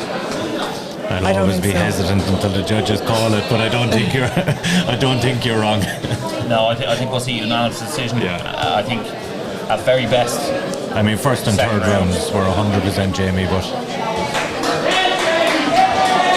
great performance from Jamie and Owen. Jamie was just the more well-rounded fighter here and really used his maturity in that last round to get that takedown when it was needed in the middle of the round. I think the Abbott-Bissets are going to have to reinforce their walls at home to hang all the gold medals off them.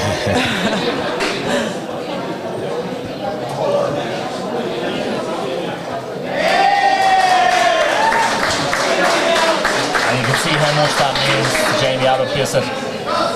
He too will make his way to Barrett to represent Ireland in the Super Cup. What a way to do it, stepping up a weight class and getting that gold medal.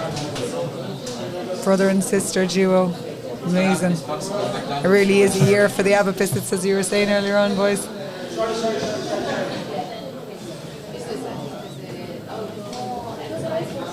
well done to Carl as well. And Ross, that's what getting his bronze medal as well.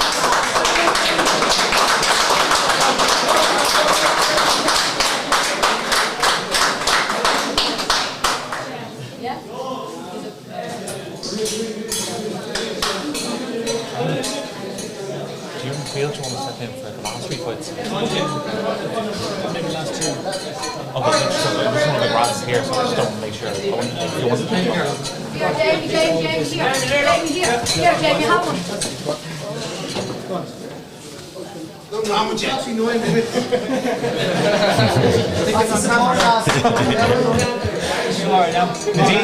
Nadine didn't get sick. 10 minutes of the Nadine didn't get sick yet.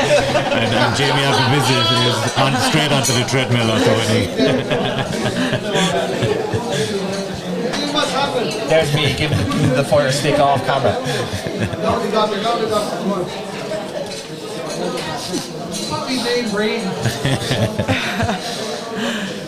And getting sick in the Guts and Glory sponsor bin.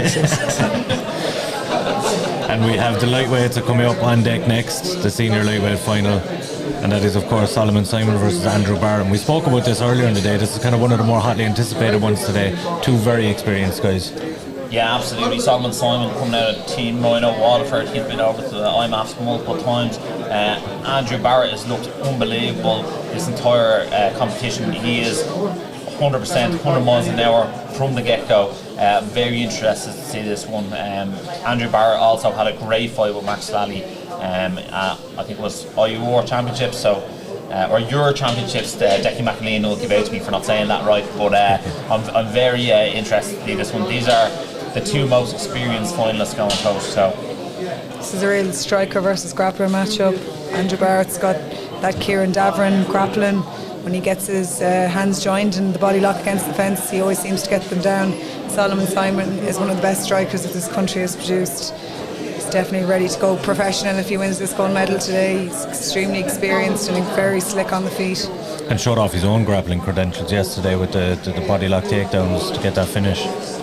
Yeah, Solomon's really rounded out his game in the last few years. He's gone to so many IMMAA tournaments now, and I suppose it's been at the worst end of a few Russians and a few takedowns himself, so he's really added that into his game. Be interesting to see what the 2 boys look like in the grappling exchanges. For sure.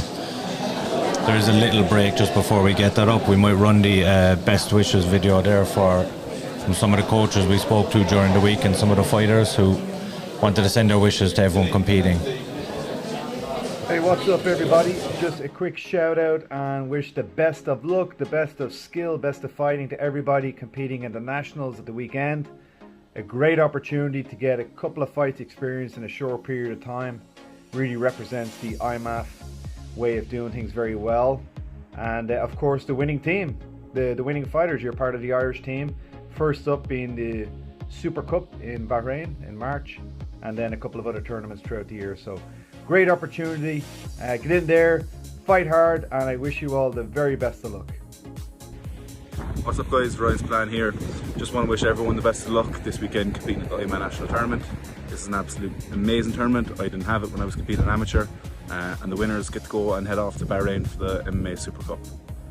Best of luck guys. Yeah, the first national championship is the first time ever to happen, you know, so whoever's competing, be proud, represent your club, represent your country, represent yourself, and best of luck to everyone competing. And I mean that, I'm the national coach, I have guys competing for my own gym, but I want everyone to do well, because what people don't realise, the better MMA in Ireland does, is the better for everybody. Not individual clubs, but the better we do as a country and as a team, we grow. And as you see that, you know, with events we've done this year. So go out there, compete your best, try your best, win, lose or draw. You know, you're going to do your best, you're going to do yourself proud, and looking forward to seeing you in the Irish team very soon. Good luck. Hey guys, Danny McCormick here. Just want to give you all a quick message to wish you the very best of luck in the Nationals this weekend. This is going to be an historic moment for Irish MMA, the first ever national championships, with the best amateurs in the country down to fight against each other. I'm going to be up there on Sunday myself, and I can't wait to see you all in action.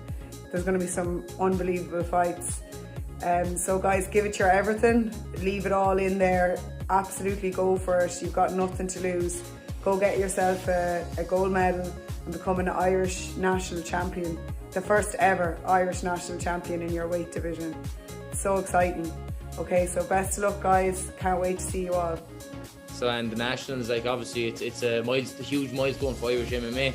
Seeing how it's grown from, like, back in the early days. I got into it in Ireland back in 2008, 9, 10, and just in the last 10 plus years, it's gone from strength to strength, and now, and me lucky enough to, like, I didn't turn pro. I feel I could have, but it hasn't happened to me yet. And to still be an amateur and have this opportunity at my fingertips, you know, I'd be stupid not to take it and sit in the sidelines and watch it, you know. And yeah, again, there's only one first. So, and it's part of Irish history, it's part of the history of the sport in Ireland, and jeez, I'm excited. Let's go. The National Championships is yet another huge step forward for Irish MMA. Best of luck to everyone competing. How you doing, guys? A shout out to everybody competing in the upcoming Nationals. This event is going to be fantastic. Gives you so much invaluable experience in competing, but also it mimics the format of the IMMAA so well, being a 3-day event. And of course, the victors get to go ahead and represent Ireland. So what an opportunity it is, and the very best luck to everybody competing. I want to wish all the athletes who are taking part in the very first IMMAA National Championships the very, very best of luck. You guys are pioneers. This is a new era for amateur MMA in Ireland. We've never had a national MMA champion before. We've had plenty of champions and all phenomenal athletes, but an official amateur IMMAA champion in each weight class. This is the first time it's ever been done, and that's huge. It's huge for the development of MMA in Ireland, because not only are we just selecting the #1 athlete in each weight division to go forward to represent Ireland, but also the number 2, 3, 4, 5, 6, all the way down as far as 8 get the opportunity to fight against the #1. So maybe they don't make it this time, but they'll sure as hell know what it feels like to make it next time. And that in itself is going to help raise the level of MMA in Ireland. And you guys are part of that step. So fair play, well done, and best of skills this weekend. And we are back. I think someone's after upsetting our camera there. We're after losing the angle. I better go. Just change the camera angle first. Someone's after hopping off it, and we're not getting Danny in, the most important. There we go. So we are just waiting on that lightweight final to be up on deck. What have you made of the fight so far, Danny? Unbelievable. I guess on the first day we were spoiled by all the first round finishes, but looking at the finals today, you can really see the top athletes that made it to the final day. Really, really high level amateur MMA going on here today. Very impressed. Yeah, we've definitely seen some of the best fights, and they saved it for the finals day. Like that Sinead Newlong fight versus Carrie Ann Vernon was top of the range, wasn't it? Absolutely, you know, that was makings of fight of the night and a fight of the day here. I don't think it disappointed. Two girls came out and banged.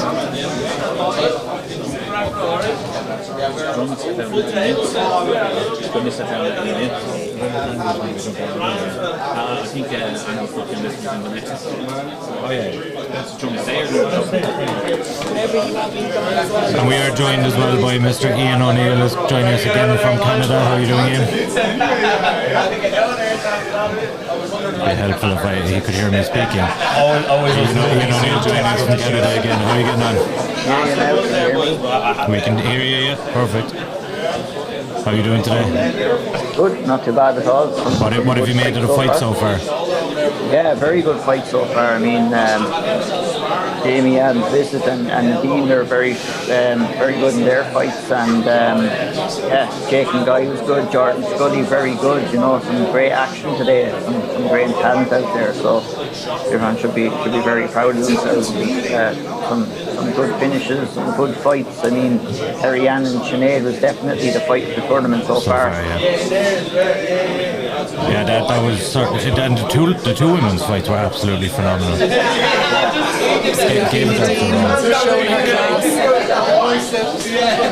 These boys want to move away from over here now. Ross, do you want to go for them or will I? Cheryl, scoot away, will you? Raz, do you want to jump in? Do you want me to jump off? If you want to let Friends and Raz on for that fight there. So we have Friends Malambo and Raz are going to join us on the commentary for the next fight. So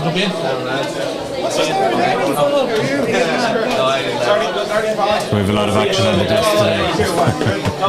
Let's get him. Rise and get in there. I'll go there today. Yeah, it's a madhouse today. Finals day, we couldn't expect anything less. No, that's it. How's it going now, lads? Yeah. Not too bad. How are you? Good. Give us a look-see here. So, friends, I suppose first question, how are we getting on spending the 100 grand you earned over at Combache? We'll keep that on the burning a hole. We'll keep that secret, pal, yeah? Oh, here, look, I didn't know. You're blocking him there. Sorry, Greg is behind me. Nice to meet you. Yeah, so, the fight is. I watched the last fight. Phenomenal. And I think Carrie Ann Vernon and Sinead was one of the fights of the weekend as well so far. Yeah, of course. And the fact that you're saying that, like in a girls' fight as well. Like I know, like nowadays we know that it's similar, but I'm saying at amateur level, the fact that the girls are putting it down at this level, and I mean, you look at the last few IMMAs we've gone to. It's the girls have stolen the show for us over there. Lots of medals and So that's amazing, man. For the sport in general, I feel. So let's keep that. And hopefully, more and more women get involved. Like we would love to see some full brackets here over the course of the weekend in the women's MMA. Yeah. And there's a few coming up as well, man. Even not here, I can think of a few names that will be here soon. So the next fight we do have on deck, gentlemen, is Solomon Simon versus Andrew Barrett in the senior lightweight final. Nice. So we actually spoke to Solomon during the week. We're going to run a little VT there from Solomon. Lightweight champion Ireland, we were very good. It's just another thing to my resume, really. Like another checkbox, should I say? Because the journey I'm going on, it's a long one. So this is just another step. It will be a stepping stone to the next part. So it will be a nice building block. It will be nice to have, just as a achievement. But again, I have a lot of things planned for myself. So that will just be one of the many things that's coming up my way. I know he's from Rhino. Where is he from? So that is Solomon Simon. He's Team Rhino Waterford. From Waterford. But where is he from? Oh, I'm not sure. I'm not sure. Sent.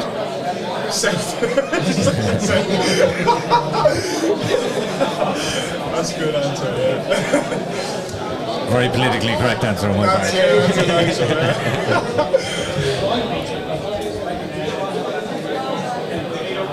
So we are still waiting on the guys to come on deck. It doesn't look like we've got much movement just yet. But I do think Dara's making his way to the cage now. Yeah.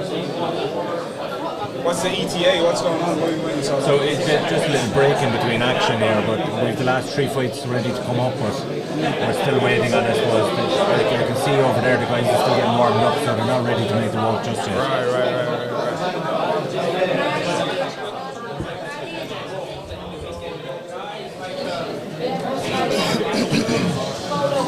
So the Carpet Boys taking over the commentating and tell you what's going on here. The dream team is here now. Have no fear, the dream team is here, lads. Have you watched much of the fights over the weekend?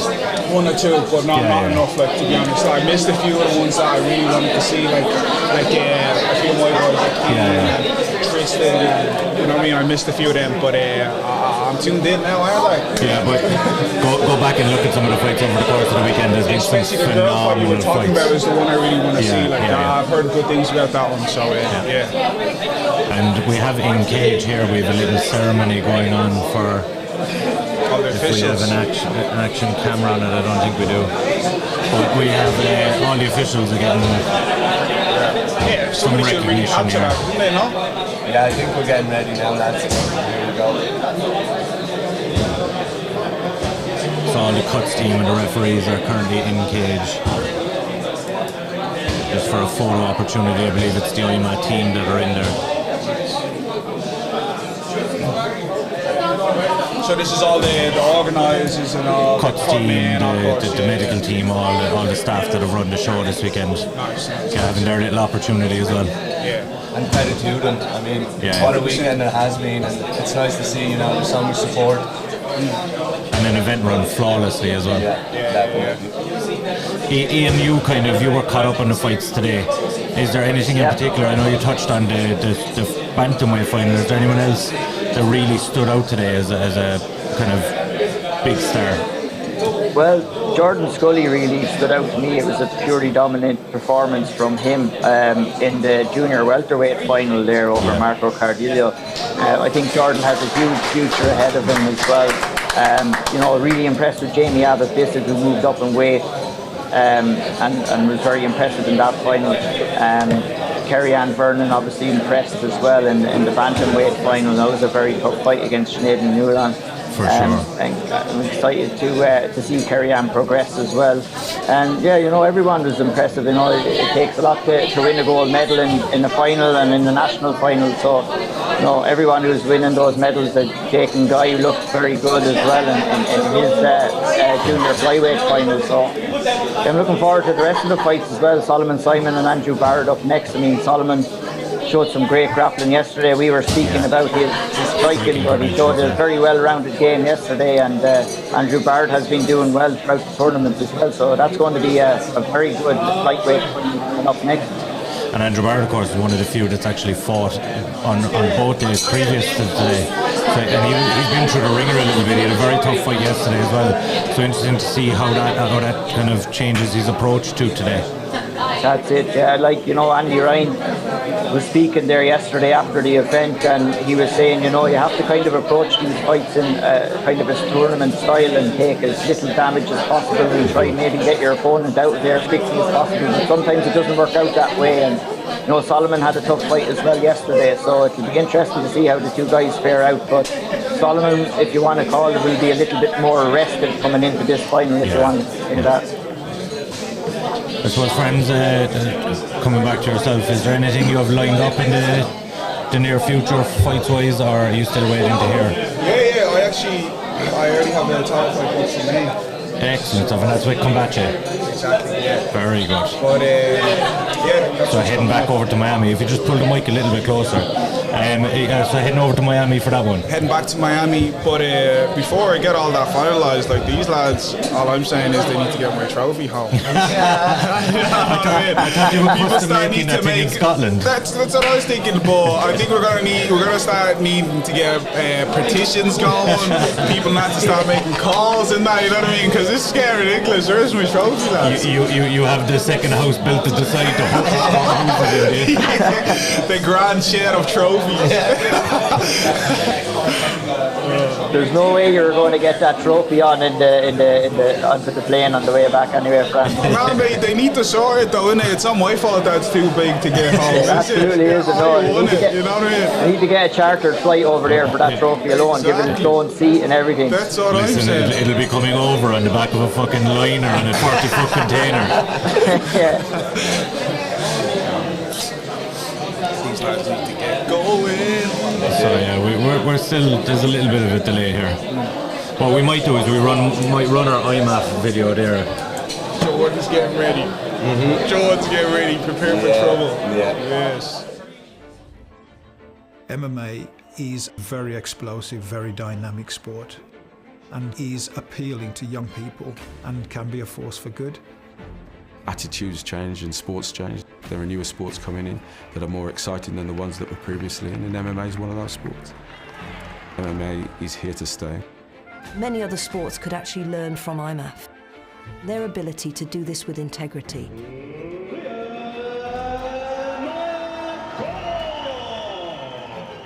I run one class a week and there's about 30 women come to learn MMA. Some of them are doctors, some of them are lawyers, and they absolutely love it. The International Mixed Martial Arts Federation is an amateur body representing amateur MMA. We've had 4 world championships, a global calendar of events.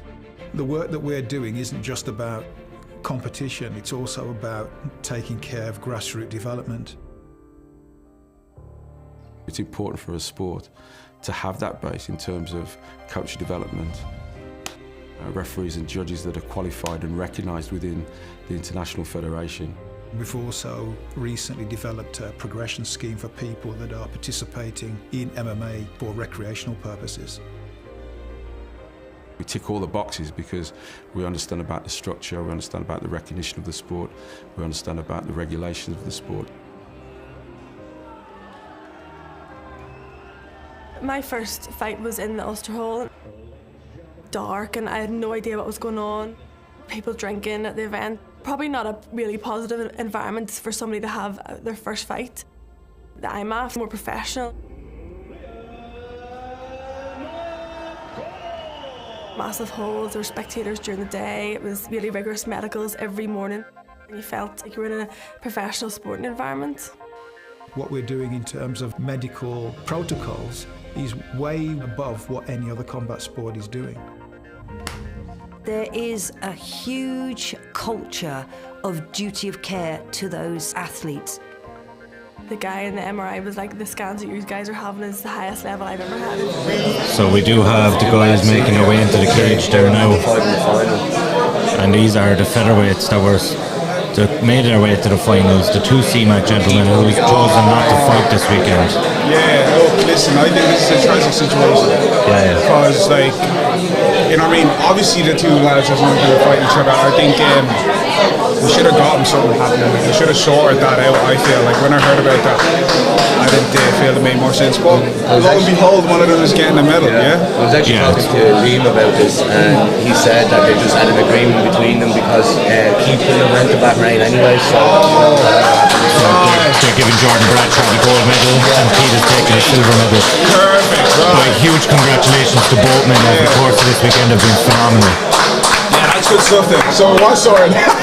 From when I found out the information, it's been sorted. So yeah, I'm happy about that. And most importantly now, Dublin 15 has a person in the Bahrain Super Cup. Of course they do. Let's go! Yes, let's go! Let's go. So I do apologise as well if there's any issues with the sound. There's a couple of people messaging me there that there's an issue with our microphones. Yeah. It's not actually an issue with the microphones, we just have a lot of noise in the gym today. There's a lot of hustle and bustle in the gym today. I was thinking as well though, I can't really hear real good. It's getting very hard in the last few hours to hear, so we've the mics turned right up and hopefully you can hear us at home during this broadcast. So as we move along, we are going to have the lightweights on deck now, and that is Solomon Simon versus Andrew Barrett. Let's go.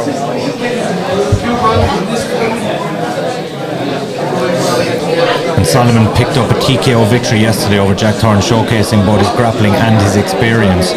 Coming off the back of the World Championships appearance, Solomon showed his tournament savvy by opting to take Thorne down to the mat early.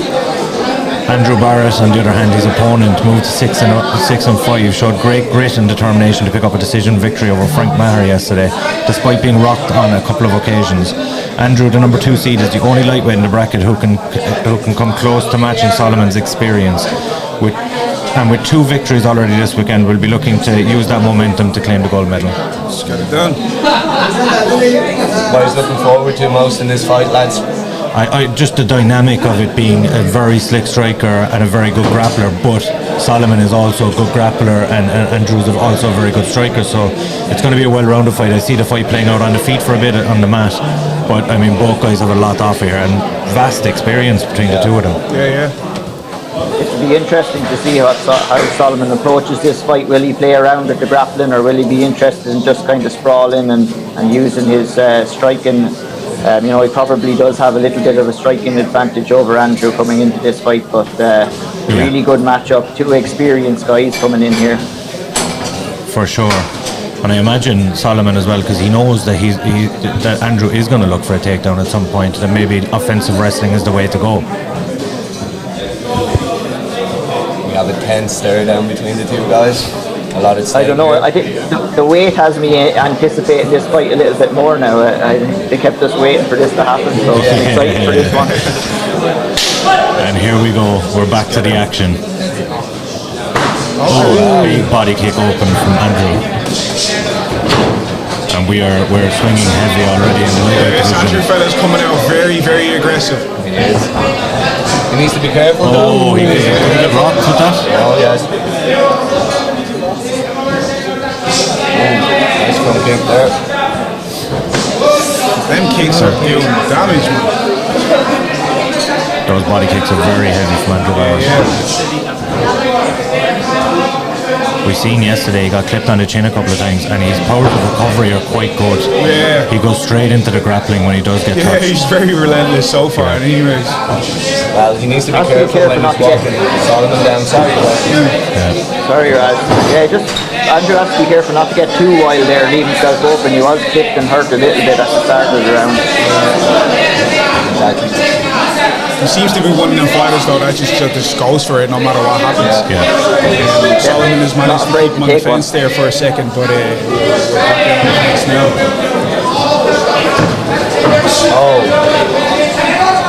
And this is all action from the start. Solomon is accurate, man. And he has some power as well, so. It's actually because both lads are opposite stances, that body is even more open again to those kicks. Yeah. And here we see the first engage in the clinch from Andrew. We're going to look for the takedown, I'd imagine.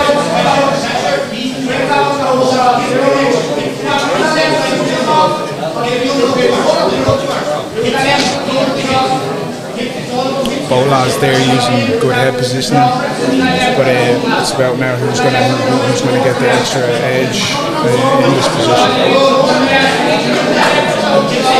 It seems to be pretty neutral so far.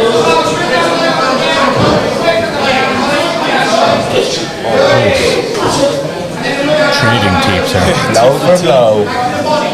The pace in this one, it doesn't look like Andrew had been fighting for the last 2 days. I think huge shot from him, setting a good pace here in this first round. Can he sustain it over 3 rounds is the question.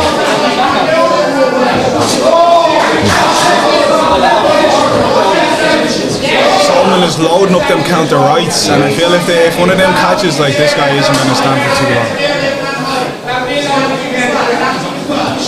There we go. He just keeps loading them up.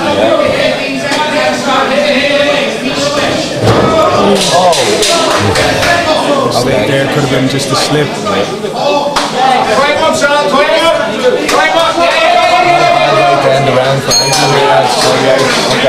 But great effort as well for Solomon getting straight up there on the ground. Great first round from both men there. Yeah, very entertaining first round. That was a close one. Andrew started off well. Solomon was landing that right hand throughout the round. Kind of hurt Andrew at the start. Yeah, he kept loading that right hand up real good, man. Yeah. And that's the danger for Andrew. If he's coming forward with those wild punches and moving forward, he can get caught at, like, the impact of moving forward with the impact of Solomon's punches. That's kind of what hurt Andrew at the start of the round, so he's got to watch out for that a little bit. And as you said, friends, he is looking to land one on the way in. Of course, yeah.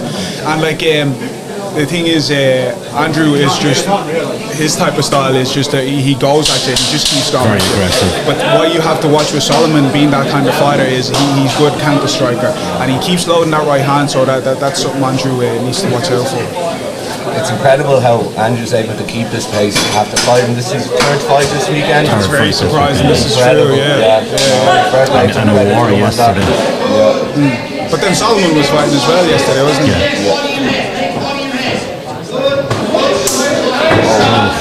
But Andrew straight out again, keeping Solomon on the fence. And this has been non-stop action. Yeah. Them kicks are goal for him. Them kicks are goal for Andrew. To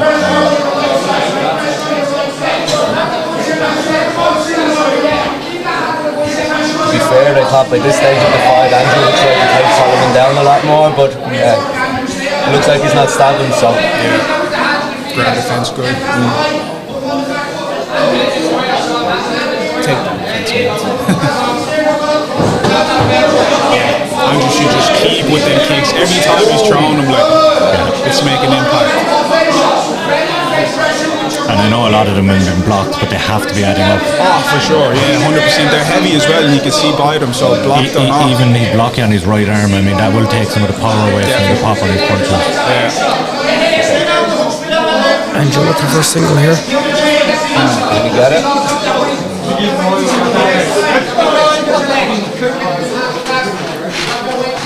No, Andrew's kind of counteracting Solomon's boxing there by, he's staying on the outside, using the kicks, and when he closes the distance, he's trying to get that clinch, trying to get that takedown. So that kind of nullifies Solomon's boxing, which is very good. A good switch up from round 1 to round 2. Yeah, as I was just about to speak there, I was just about to say the exact same thing. I was like, Andrews has him against the fence there, but like at the start of this round, he's the one doing well on the feet, like with the kicks and with the punches. So I feel like he should keep it at that because in this round he started well with the striking. So this is kind of wasting energy for him, I feel. So, Franz, you obviously have a lot of experience. If you're in Solomon's shoes now, where do you go from here? Then what do you do from here? So what he needs to do is he can make more space than he's making there, you know what I mean? He's just kind of content, kind of staying there. He's not really trying to find a way out, do you know what I mean? So that's what he needs to start doing. He needs to start spacing and just find space out of there. Like right now, he could be turning him, you know what I mean? And he's just kind of staying there. And that's the thing sometimes with strikers, like if you're comfortable against the fence and you're defending, you tend to just want to stay there, but it's taking the round away from you. So he just needs to get out of there and get back to his striking. Andrew is using a lot of energy there, though. Like he just stayed there, yes. Oh, let's go, lads. A bit of talking going on between the two lads. It's such an even fight, like, so the two of them are getting confident. And they are. I like this, Andrew. I like it. Let's go. Let's go.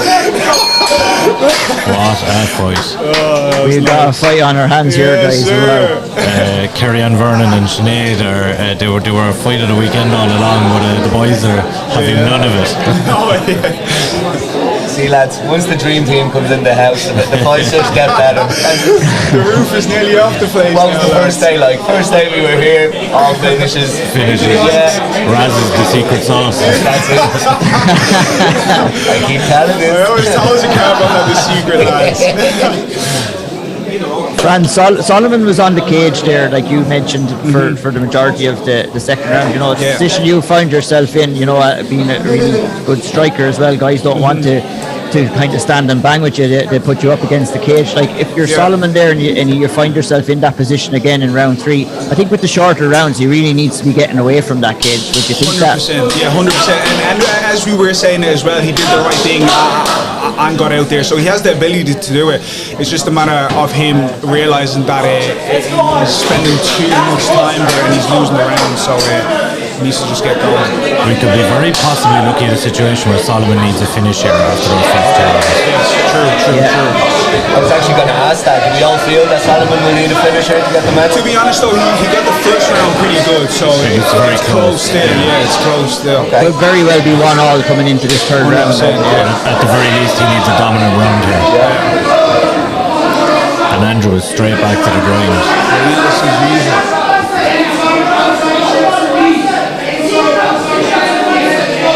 Like that's what I mean in this type of situations. Solomon seems to be chilling out a bit. He needs to have a bit more sense of urgency about him. Andrew's not just holding him as well. Sorry, we keep cutting across each other. Sorry guys, you go ahead, man. No, I was just saying, Andrew's actually using this position quite well as well. He's not just holding on to Solomon, he's trying to stay busy. So I'd like to see a lot more from Solomon now. He's kind of slowed down here in the last couple of seconds. So we've seen throughout the tournament, that the judges are kind of leaning towards this, for Andrew and these. If he can land those punches and land those knees and show some damage, he's probably going to be favoured in this position. But he's doing all the right things as well. Like he's getting all the right positions and keeping Solomon there. So he's definitely winning this. Solomon is so busy trying to defend. There's not really a lot that he can do. So every time he moves to the left, Andrew moves with him. So I mean, it's at the point of the fight where he's going to have to take a risk if he wants to pick up that gold medal. Because it is just slowly slipping away from him now at this stage. But with that being said, Andrew is doing everything right. Solomon looking with that underhook to try and reverse now, and that's what he should try to be doing with all of his might here, to reverse this position and break free. And Andrew again showing his experience. I'm sure he feels he's ahead on the scorecards coming into this round, and he just needed to just top he's doing this everything round. right for sure. So here we go. Let's see, look, we're going to get an action-packed 30 seconds. This is Solomon's last chance to get a flurry going. I think Andrew answered a lot of questions today. Yeah, for sure. Relentless. Keeps going at it. Not giving him a breather at all. Exactly. I mean, you mentioned already in his mind, he probably thinks he's already up on the scorecards, but still going at it, and it's nice to see that. That's the way he wants to end the fight. Okay. What? Oh.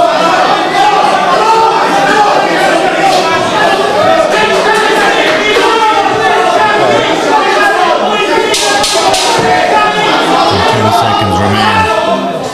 You have to love the tension, don't you? Yeah. And you can tell the gym is a fever pitch right now.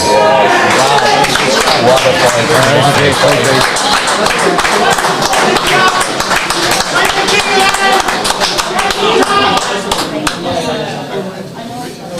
I don't know about you, and leaning towards Andrew Barrett. I thought he fought very well there in round 3 as well. Most definitely. I think we can all agree on that, lads. Yeah. You know, you like sometimes in those positions up against the cage, you know, you can kind of just be holding and looking for position. But I think Andrew did very well in landing the shots, landing some knees, and just keeping active enough to take that round. He did enough work, yeah, for sure. Yeah, and I was very surprised by his work rate in this fight as well, considering he had fought 2 tough fights. Yeah, like you were saying, he just kept going. Like and me, like hearing you say that, I was surprised how much he was able to put in that fight. Like, so fair play to him. I do think great show of respect here from the two men. Yeah. It's too many of us now, lads. I do think that Solomon did make it a lot easier for him by not constantly moving when he was on the fence. This is true. And I think, you know, that gave him enough time and space to, you know, throw the knee, throw a jab, and, you know, keep it busy. And here we are. Did a good job at that as well. Yeah.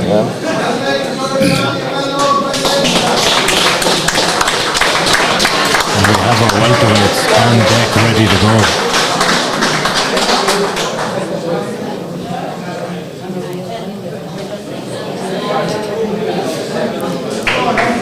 So as the gentlemen are leaving the cage, Colin Murray is actually already in the prep point ready to go from SPG Clonmel. And we do have a video for Colin that we spoke to him during the week. Challenge myself against the country's best again and again. And behind closed doors, time and time again, I've proven the level that I know that I'm at.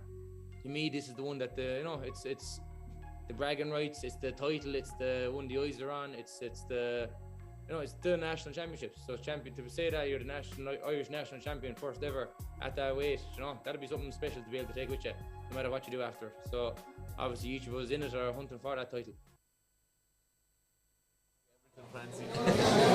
Thanks, lads. And as we say, we have Colin Murray making his way in towards the cage just now. Hold on. Colin fought a very tough, grueling fight with Conor Mccarthy yesterday, edging out a close decision. SPG Clonmel head coach was also on cornering duty all weekend, and we'll be hoping this will not put him at a fitness disadvantage against Fury, who recorded yet another quick finish yesterday. Jordan Fury, on the other hand, recorded his 6th finish yesterday in as many fights to keep his unbeaten record. The HQ fighter will have his work cut out to earn a finish against the experienced Maher. Fury, along with Kikyo, have arguably been the standout performers this weekend, and a finish in this would certainly elevate Fury to elite status. So we do have the old Triangle boys are joining us in the booth again. So we've Andy Stevenson and Quilcha Barrett is joining Ian O'Neill and myself and Greg just in time for this fight to kick off. How are we doing, lads? How are we getting on? Not too bad. What have you thought of the fights today? Oh, fantastic. Really impressed. Really impressed by the Abbott Biscuits. They're coming to take over here. High level again, and we are straight to the action here in the welterweight final.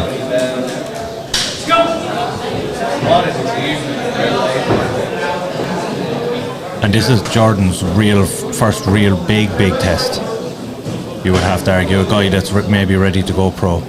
Yeah, 100%. I think Jordan has shown a phenomenal display so far in his amateur career, and some great finishes. But definitely the standard of competition will only continue to increase. Yeah.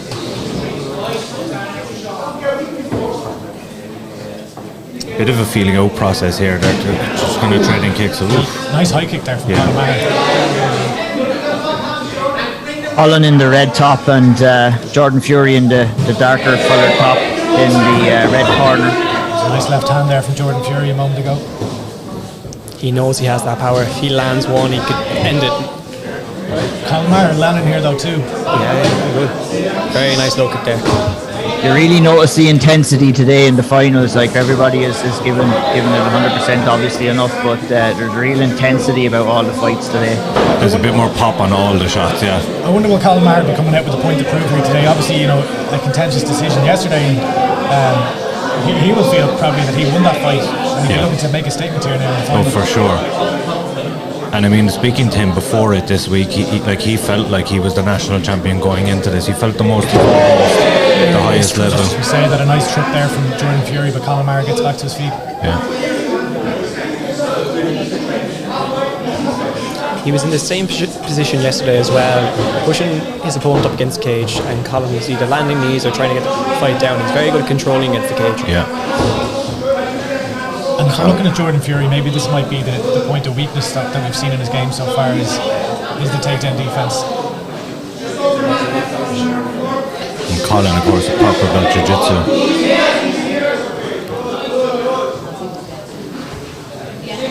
Not a man to play around with too much on the mat. Now we're seeing a lot of this cage control again, like we seen in the last fight between Simon and Andrew Barrett. And I mean, with the three-minute rounds, you cannot be accepting this position on the cage. If you want to be the guy, you don't want to be the guy with your back against the cage. I know that Jordan is landing some punches here, but we have seen the judges favour the guy who is pressing the action and landing those strikes as well at the same time. Frank Maher reverses position here with Jordan Fury up against the cage again. Colin Maher. Too many Mahers, apologies.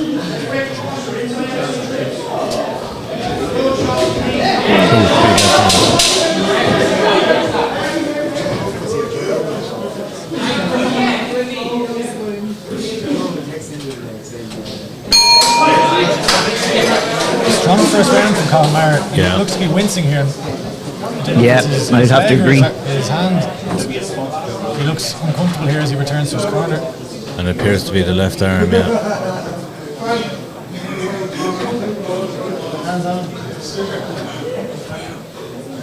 Yeah, he's holding that left arm down very limp. But a strong first round from him.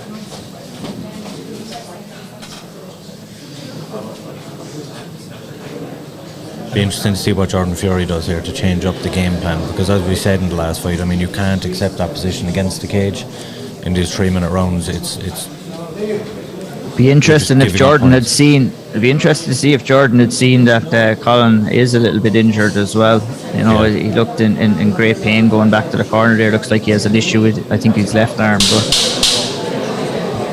I mean, Jordan really has to kind of turn it up a little bit, not accept that position against the cage. For sure.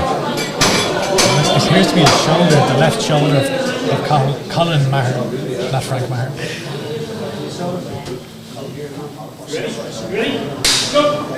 We're straight back into action. And he's pawing out that left hand, so it doesn't appear to be too bad.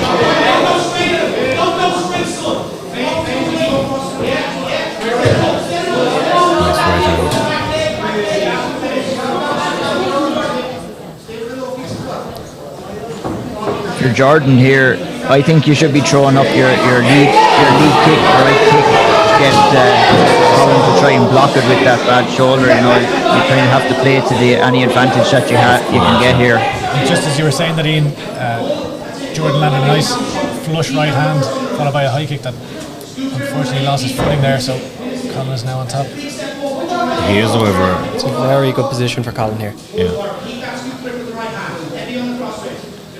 As Jordan's back flattened against the mat. Colin could be looking to advance in the round here.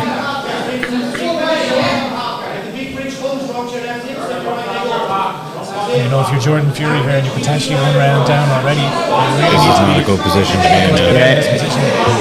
He really needs to just turn into Colin Murray here, try and get into half guard position, maybe look for the sweep, or just look to maybe explode out of this position. He cannot accept this position here. No, Colin is in side control, doing quite well. Like to see some punches from Colin.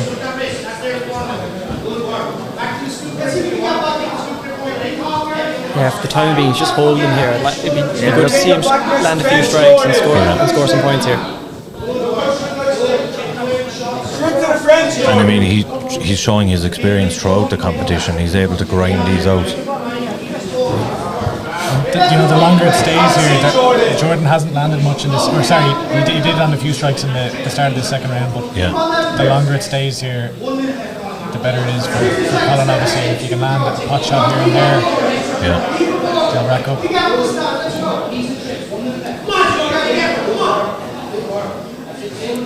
You'd wonder if you look to maybe throw a few knees to the body. He's done well to get up there. Nice hook by Jordan Fury. This is a great position for Colin Murray. He's got 2 hooks in, does he? There's a great sweep into full mount there from Colin Murray. How's the back?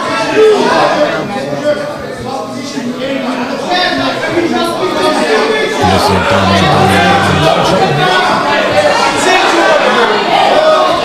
We'll be looking for arm right here.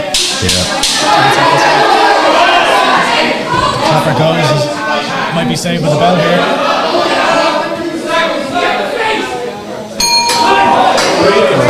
That was close at the end of the round. So the shoulder issue didn't seem to be much of a problem. No, he's really toughing it out, and credit to him for that. And really, he showed his experience in there, didn't he? You know, like showing veteran savvy and taking it to the mat. And when he got a good position, he made it work for him with that jiu-jitsu. Definitely, like when you're getting into full mount there, when you're posturing up and looking to open up with those strikes, what you're trying to do is you're trying to get your opponent to kind of put his arms up in defense, kind of, and that's what leaves kind of arm bars and triangles open in that position. So very good use of the ground and pound, which kind of opened up the arm bar attempt towards the end of the round as well, and it was really impressive by Colin Murray. Colin Murray is facing out of the cage, and it looks a little bit tense in the corner there, so I imagine the shoulder's probably still giving him a lot of trouble. But he's battling through and battling very, very well. He's putting on his poker face and he's ready to go. Likely 2 rounds up here against Jordan Fury. Yeah. I think the adrenaline might be kicking in now as well. You know, he might not be feeling it as much as he was in round 1. So he's still shaking it out. It still probably is bothering him, but big round 3 here now. I think Jordan Fury may have to look at getting the finish here. I was watching Jordan Fury warm up, and he tends to throw a lot of those big power shots. It's a big leg kick.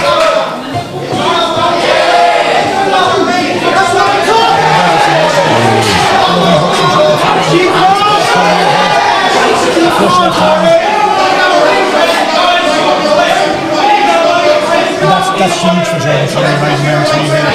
He potentially needs a finish. I imagine his corner told him he needs a finish, and he's going for it. Big credit to him for that.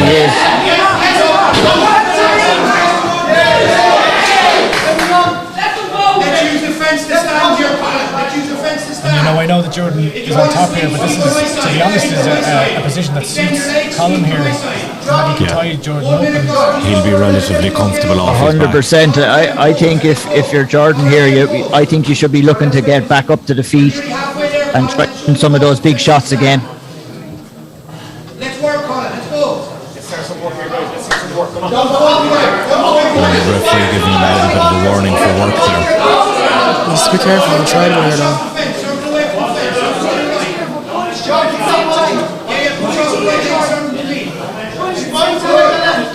He's working to get over that right shoulder. 90 seconds, Colin. Big push. He's giving up on that now. He's going to need to do something to get the finish in.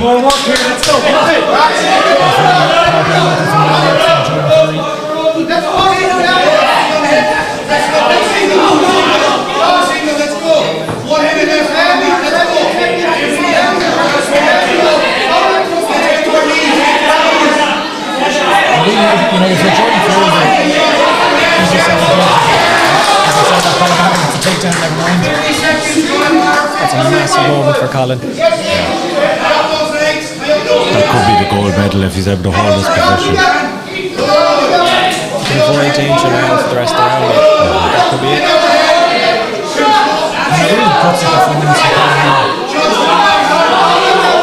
All his performances have well, his 2 performances so far have both been fantastic to watch.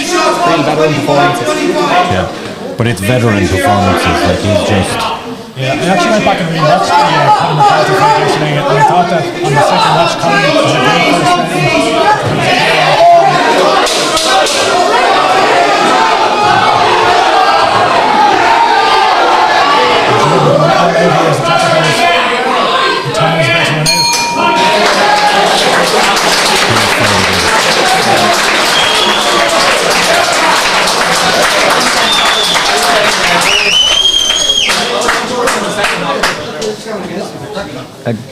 A good battle there, guys, and for the welterweight final.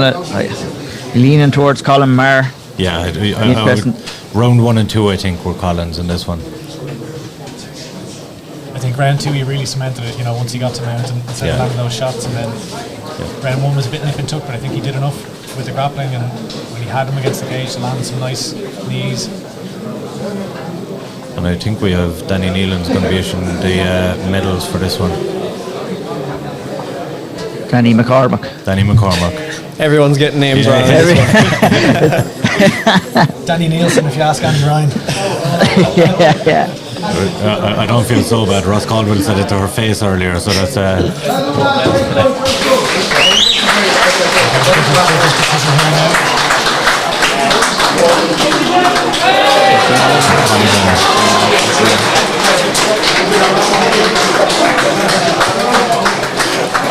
Be interesting to see if Colin Murray does decide to turn pro off the back of this Nationals.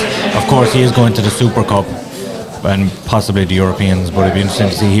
It's kind of humming and hanging about turning pro before this, so I imagine Super Cup, possibly the Europeans, but he might even turn pro before then. And fair play to him. Yeah. In the lead up to this, we were all talking about Jordan Scully, about Conor McCarthy, and not so much about Colin Murray. And despite being the number 1 seed, he kind of flew under the radar a little bit, which is. Maybe that says more about us than it does him. It definitely does, yeah. But fair play to him. He's come back after quite a bit of time out, and he's just. Yes, yeah. He showed his experience, and he's really, really put on a decent performance today. In particular, it was incredible. And he does still look to be in a lot of pain here now. What a gutsy performance from him to battle through that injury. That's two rounds of pain. He just put on a poker face and got on with it, and now look at it. It's rewarded with a gold medal. And the first ever welterweight Irish national champion. The worry here is if it's a serious injury, can he actually go to the Super Cup, or would and who would get 2 weeks away now from the Super Cup? Yeah, so second week of March. Yeah, it's very, very close.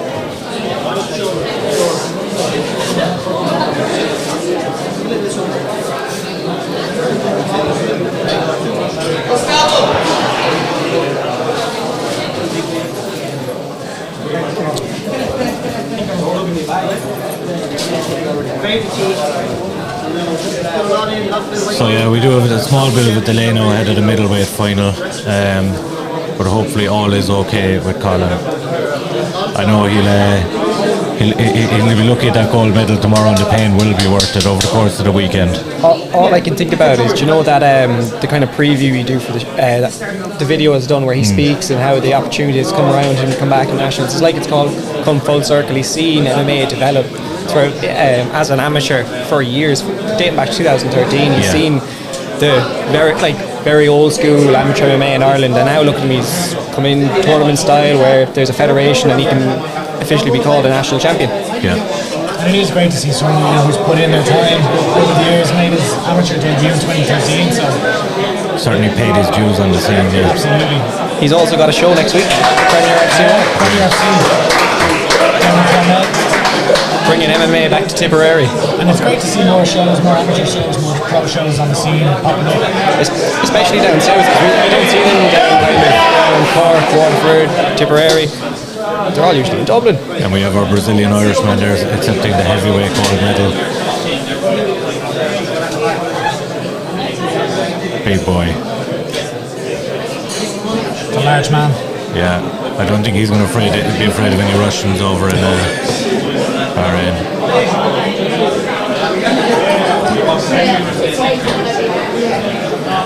And Colin Murray is making his way out of the cage now. So I imagine if Colin was unable to compete in a couple of weeks over at the Super Cup, would the position go to Jordan then, or what are we thinking? I would imagine, yeah, second place up will be the next to go. Yeah. So we have one fight left on deck, and it is Dan O'Sullivan versus Cameron Clements for the middleweight senior final. And we did speak to Dan O'Sullivan during the week, so we'll just run the VT there. I'll be the first Kerry man, like not only the first person ever, I'll be the first person from Kerry to ever like actually become like the first middleweight champion of Ireland, which that would mean a lot. Like I would like to win that for Kerry. Like it's just a different level. You're a national champion. Like if you win, you're going to be national champ. Like so, it's class, man. To be honest, like, but it's going to bring up the whole level, and like it's going to make the process of getting onto the IMF team way better.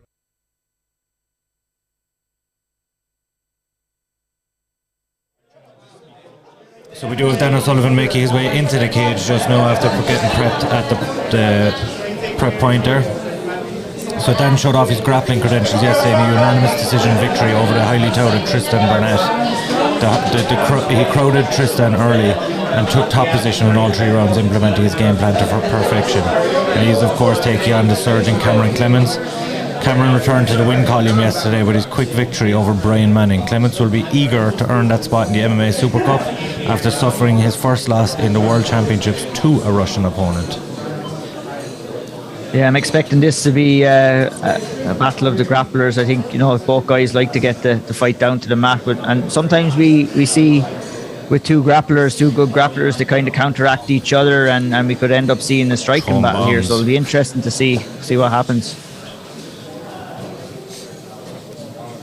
Yeah, and we certainly have tension in the air again for this one. The gym has gone quiet all of a sudden. Been very noisy for the last couple of hours. Cameron steps it up straight away.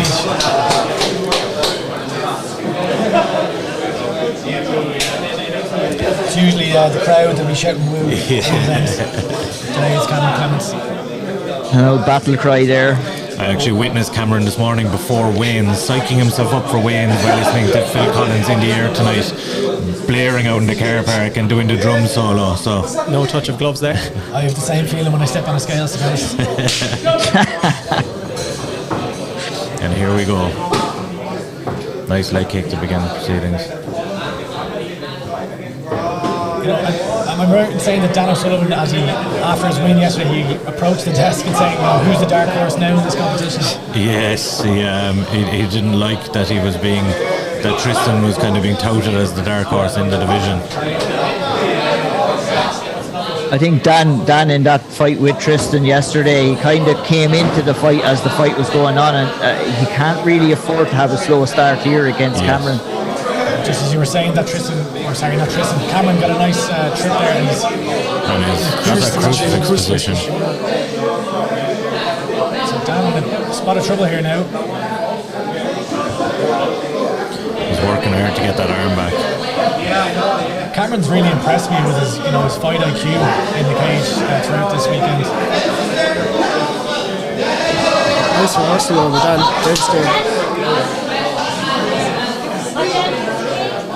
Steps into mount here. Nicely done. That was crucifix position. He did well to get out of it, but find himself. He's searching for a rear naked choke. That looks like it's under. That's done. He's going to go out.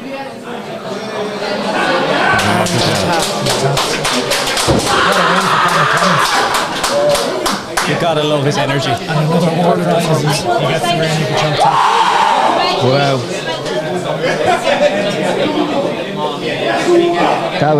That was uber impressive from Cameron Clements there. Cameron Clements may be one of the most under-the-radar, not overperformers, but you know. And the thing is, Cameron's naturally a welterweight. Like, I mean, the guy belongs at welterweight. He's not the biggest middleweight in the world. Could make that cut easily. Like, he knew what he wanted to do. He wanted to get this fight down. He wasted no time in getting it there and wasted no time in getting the decision. It was a really, really dominant performance. And like, Dan O'Sullivan is no joke either. So, I mean, really impressed by Cameron Clements there. And earns his spot on the Super Cup, He will meet the IMMAA World Silver Medalist Yusuf Magomedov in the Super Cup now. The RMAU have already announced their team, so... And he, of course, he's only lost his two Russian opponents, so he'll be looking, not the same opponent, but... Tommy, the same opponent is actually going to be fighting Colin Murray, providing Colin Murray, But he'll be looking to win one for the Irish and get back that loss against the Russians, for sure. That wraps it up for the 3 days, 3 great days of action, the first ever Irish National Championships in junior and senior level. And we have to thank everyone for joining us. Thanks to you guys, the Old Triangle. Thanks to the Gents at Energized Podcast and Raz from Everything Era MMA for joining us here. And we have friends in the cage there, and friends and Danny McCormick as well for jumping on the broadcast team today as well. Thanks for having us on, Paul. We really appreciate it. It's great to be a part of the inaugural championships here, and it was great action over the 3 days. It was a pleasure to come on and talk over the few fights. You're doing great work, Paul. Thank you very much. It's been a long 3 days. Even though the fights have gone quickly, it has been a long 3 days. We ask everyone to go over to Guts and Glory MMA as well and hit that subscribe button on YouTube.